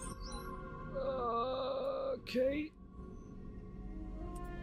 This is not going to be enough to get us all the way, is it? Damn it, literally one. Yep, and now we're going to take additional stress. Yep, there it is. Great. Okay. Oh, wow, we got really bad dice this time. Actually, no, let's keep Junie's for a sec. Let's us try and break through. Data core location. We should have it now. New location discovered. Where? Is this it? God, you're kidding me. Of course it needs more. Okay, Junie, come on.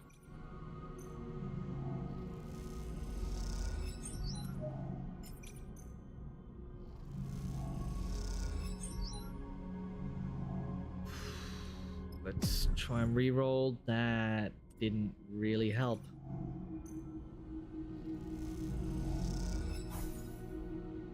Literally 3 of those modules away.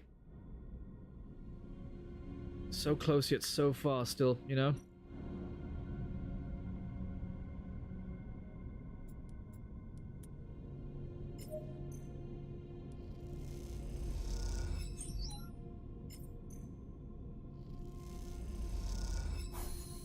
Okay, that one's taken care of.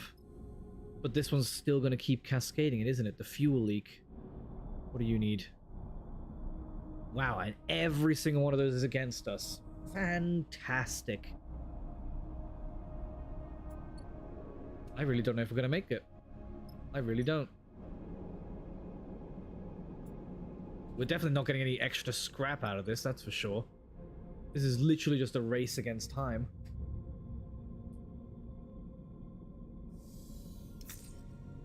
Yep, stress is high. That dice is almost broken. Fantastic. This sucks tremendously. But this is better dice this time. Much better. Okay, literally need one more.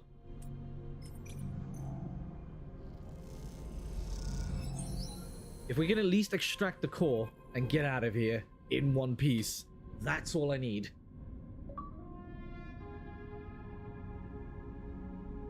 Oh, I got an achievement. Core Conservator. You watch nervously as Junie guides the core out of the cradle. A large ball, almost half your height in diameter, it glides up out of the framework that held it. Connections waving loose and cut.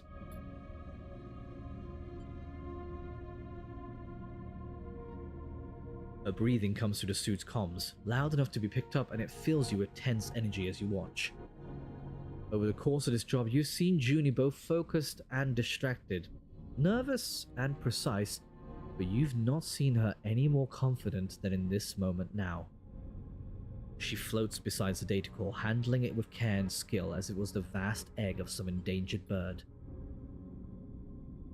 She glances up and sees you watching her, and you notice something unfamiliar in her eyes. Something that you perhaps have seen in passing moment before. Only now it's no momentary lapse or change. It's set in place. You see determination. She guides the core a little away from you with one hand and at the same time comes forward, almost placing herself between you and her prize. And it does seem to be hers, in the way she handles it, the possessive way she screens it with her body. We need to talk. The statement comes flat and deadpan, any nervous tremble gone. Right now.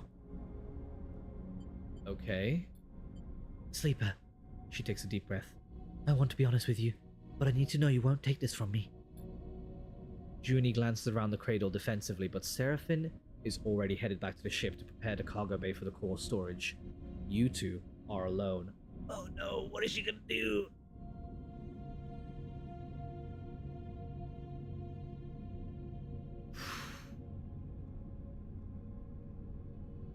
Tell me and we'll see. I won't. Yeah, you gotta tell me and we'll see, man.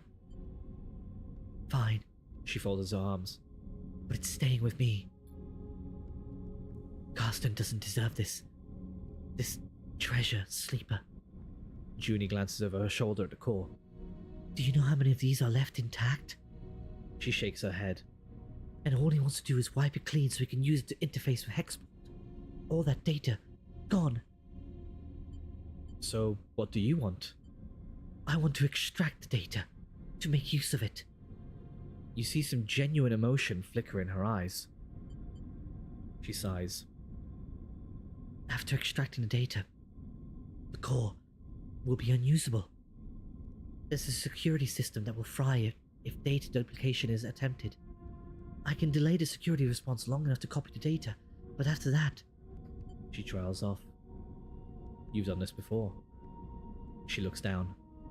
Yes, She meets your eye. this is why I came. Look at this place, Sleeper. She gestures to the cradle room, a dark and twisted cavern of long dead tech. How many of these places are left? How many chances do we have to discover and recover anything this old, this fragile? Like it or not, we live in Solheim's shadow, in their ruins. And yet we know almost nothing. What chance do we have of understanding how we got here when others like them, like Senestat and Conway, are descending on the system? I need the core, but what can we learn from it? I don't know, Sleeper. That's the point. She gestures around herself. We could learn our history and how this system was settled. We could better learn the technology we build our lives on. We could uncover Solheim's crimes and seek to make amends. She looks at you with pleading eyes. We could see beyond survival towards something else. You've never heard Junie speak like this, and you realize that you've taken for nervousness was actually control. This, the person in front of you defending a decaying data core with their life, is the real Junie. But then you think of Lane, of the price he likely put on your and Seraphine's heads, and of the feed lines without which leaving Hexport would be almost impossible. Is this even a choice? Oh man, what do we do? Explain the feed lines, engage with Junie. Let's explain the feed lines. Junie listens carefully as you tell her about the deal with Carsten, the feed lines he offered you, and that both you and Seraphine are on the run. Then I'll help you. Junie doesn't flinch. We found another way to get those feed lines. Carsten is an idiot. I can hack his security and you can pull them out of there, or... Seraphine looks tough. Maybe you can grab them? She looks desperate. We can do it. We can do something. Why should I trust you? I... Junie sighs. Let me be honest with you. I don't work for Carsten. He didn't send me. I might have misled you there. I knew... He knew where the derelict was, and I heard your conversation. I've been keeping an eye on him. She pauses. I know I lied, but I can help you. Let me strip the data from the core, and I promise to help you get the feed lines. She meets your eyes with intensity. It's a lot of information to take in at once. You need a second to think it. Let's do it! I'm taking a chance. I'm taking a chance, trusting her. Thank you. Junie looks genuinely moved. This is a gift to all of us, Sleeper. I hope you will see it like that. Junie turns to the data core, quickly gathering one of its loose connections. She takes out her deck and plugs it in, then crosses her legs and places it across them, floating tethered beside the core. Her fingers begin tapping at the keyboard, teasing out the core's data and whatever Solheim secrets it might contain. As she does, Seraphine enters. He braces himself in the entryway. What's she doing? Junie doesn't seem to notice. Emptying the data. She's doing what? Seraphine jumps to attention, but you put a hand on his shoulder. Gambling at its finest? Listen. You're not wrong. He eyes you suspiciously. I hope you know what you're doing, Sleeper. He nods towards the core. That's our ticket out of Hexport. You'll see. If you say so. You both turn to watch Junie stripping the core of its secrets. Let's go gambling. Ah, dang it. Ah, dang it. You know what? That's the perfect reference to be pulling right now. Let's go gambling. A little while later, once the core has been emptied out and its defense mechanism has scorched its seams black, you watch the metallic sphere spinning gently in the room and wonder if you've just made a terrible mistake. Contract failed. Can I leave? We may as well. What's done is done, you know? As you arrive into Hexport, Junie speaks up from the back of the cockpit. We're going to have to act fast if we want to take those feed lines. You and Seraphine exchange glances. You're both still getting used to this new Junie. We? Seraphine raises an eyebrow. Only one of us find a core and store all his data. He shoots you a look. And for some reason we let you. We can make this work. What I'm wondering, Sleeper, is why we have to. Seraphine looks infuriated. I don't think Carson is going to take kindly to the idea that we brought someone pretending to work for him on the job and let her have his prize. He scoffs. He points at Junie like she's an object. Do you even know what she's up to? Junie looks between the two of you. Hexport hasn't exactly been kind to me. You two trusted me even though I didn't deserve it. I'm not used to that. I want to repay it. Not to mention that Carson is probably ripping you off. Even if you get enough cryo, also say he won't just raise the price. Trust me, he's no good. I was trying to deal with Carson to get those derelict coordinates from the moment I arrived here, and he ran me in circles. She shakes her head. Seraphine is watching her closely. Even if I do take you at your word, which given everything seems a little tough, how do we even do this? He raises an eyebrow. You're telling me we just drift in there and take the feed lines? Look, I get it, you don't trust me. She pauses. But what if I have a vested interest in this working out?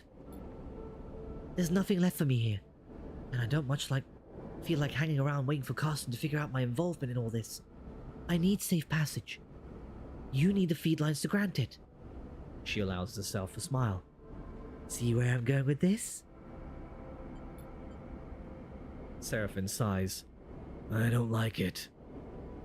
Pauses. But it makes sense. What do you think, Sleeper? We all get something. Exactly. Junie smiles. Let me prepare. I'll head to Factory Row, scope the place out. Meet me there and we can work out a plan. She glances between the two of you. Trust me, we can find a way. We'll keep it simple, clean. Let's get to it. Okay then.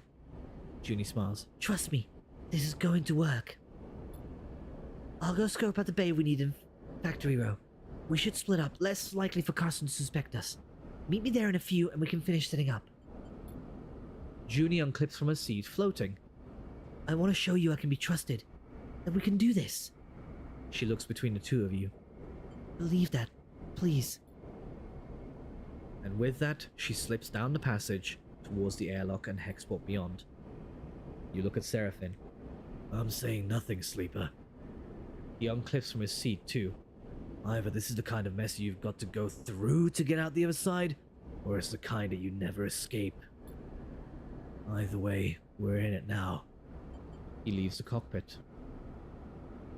You stare at the chaotic lights at Hexport and wonder if anything in the Starward belt ever runs smoothly. Seraphine wakes you gently. Sleeper, we're out of time. He checks the door to the bunks and you hear a faint banging in the corridor beyond. He turns back and meets your eye. They're here. Wait, what? Hold on. What? How are they suddenly here? Lane. Seraphine hisses out the name. Or at least his hunters. They've locked the ship into the station. Seraphine grimaces. We can't leave the docking bridge. Our credentials are being refused. We're trapped. A sudden banging echoes through the ship. Seraphim looks away towards the source of the sound. I don't know if they know we're here, but they certainly want to get in. He shakes his head. I reckon we have minutes before they get out of the cutting a torch. What do we do? The feed lines are a bust. Not gonna happen now. Our best chance is to burn out of here as fast as we can and hope our drift takes us to a station we can run when we run out of fuel. He sighs. At least we might live a few more cycles before we starve. Problem is we need to release the lock. Hexport has on us. Otherwise we aren't going anywhere. Seraphim looks down. And I need to pilot the ship. So what I'm saying is, what do I do? There's some big manual release levers inside the docking bridge itself. But to get there you have to get out and go through the airlock. He swallows hard. And once you do that, you'll need to get back in as the docking bridge releases. He grimaces. If you mess it up, you're likely to be sent spinning into the black. I can do it. You nod. There's nothing else to be said. Time is up, and this is what it has come down to. Wait, but what about Junie?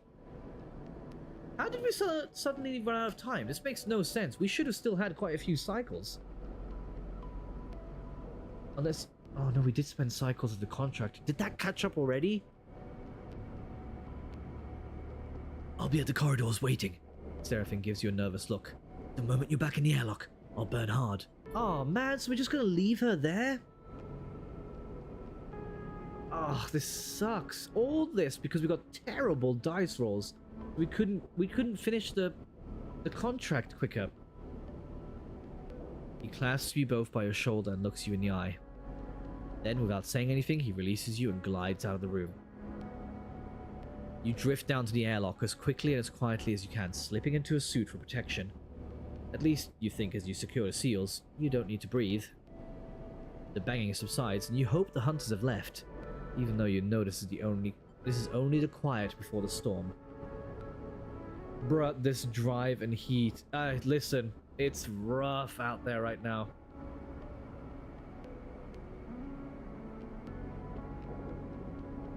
You take a moment, waiting inside the airlock as it cycles. The second the exterior door begins to open, you go. As you dash out of the airlock, the scene in front of you appears as if in slow motion. You see two figures a little way down the docking bridge wearing a dark spacesuit, a canister being carried between them. Meanwhile, floating between you and them is a heavy-duty cutting torch, knocked spinning by the opening airlock door. You see the release levers in yellow hazard stripe, just beyond the hunters. You know you're lucky. And you know you only have a moment to make your move. You shift your position, trying to aim for one of the levers, before kicking off hard and stretching out, making yourself as small a target as possible. The two hunters try to grab you as you pass, but you spin away from them, struggling through their reaching arms. As you do, you reach out to the lever, stretching your fingertips to wrap around its end. You clasp the head of the lever, and the momentum wrenches it out of its housing, the whole bridge rumbling and twisting as one side comes loose.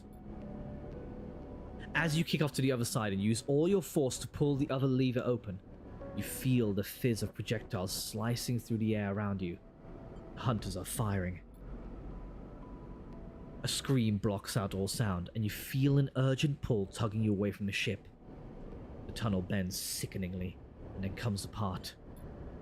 You're close enough to the ship that you manage to kick back, away from the twisting storm of debris that the tunnel becomes. You see the dark suit of the hunters amongst it retreating towards the station's side airlock. But as they do, a hail of projectiles slices across the void from their direction. You have no time to react. And one of our dice is broken. Fantastic.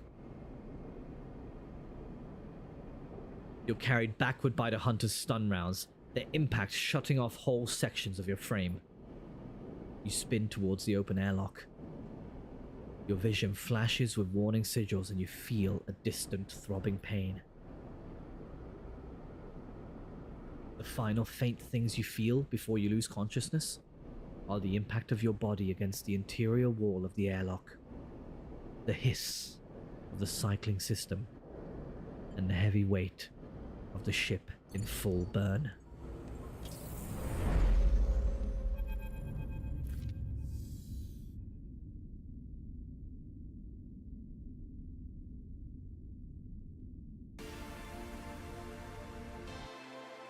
And that seems like a good a time as any to leave it there. Thank you all so much for joining me on today's stream.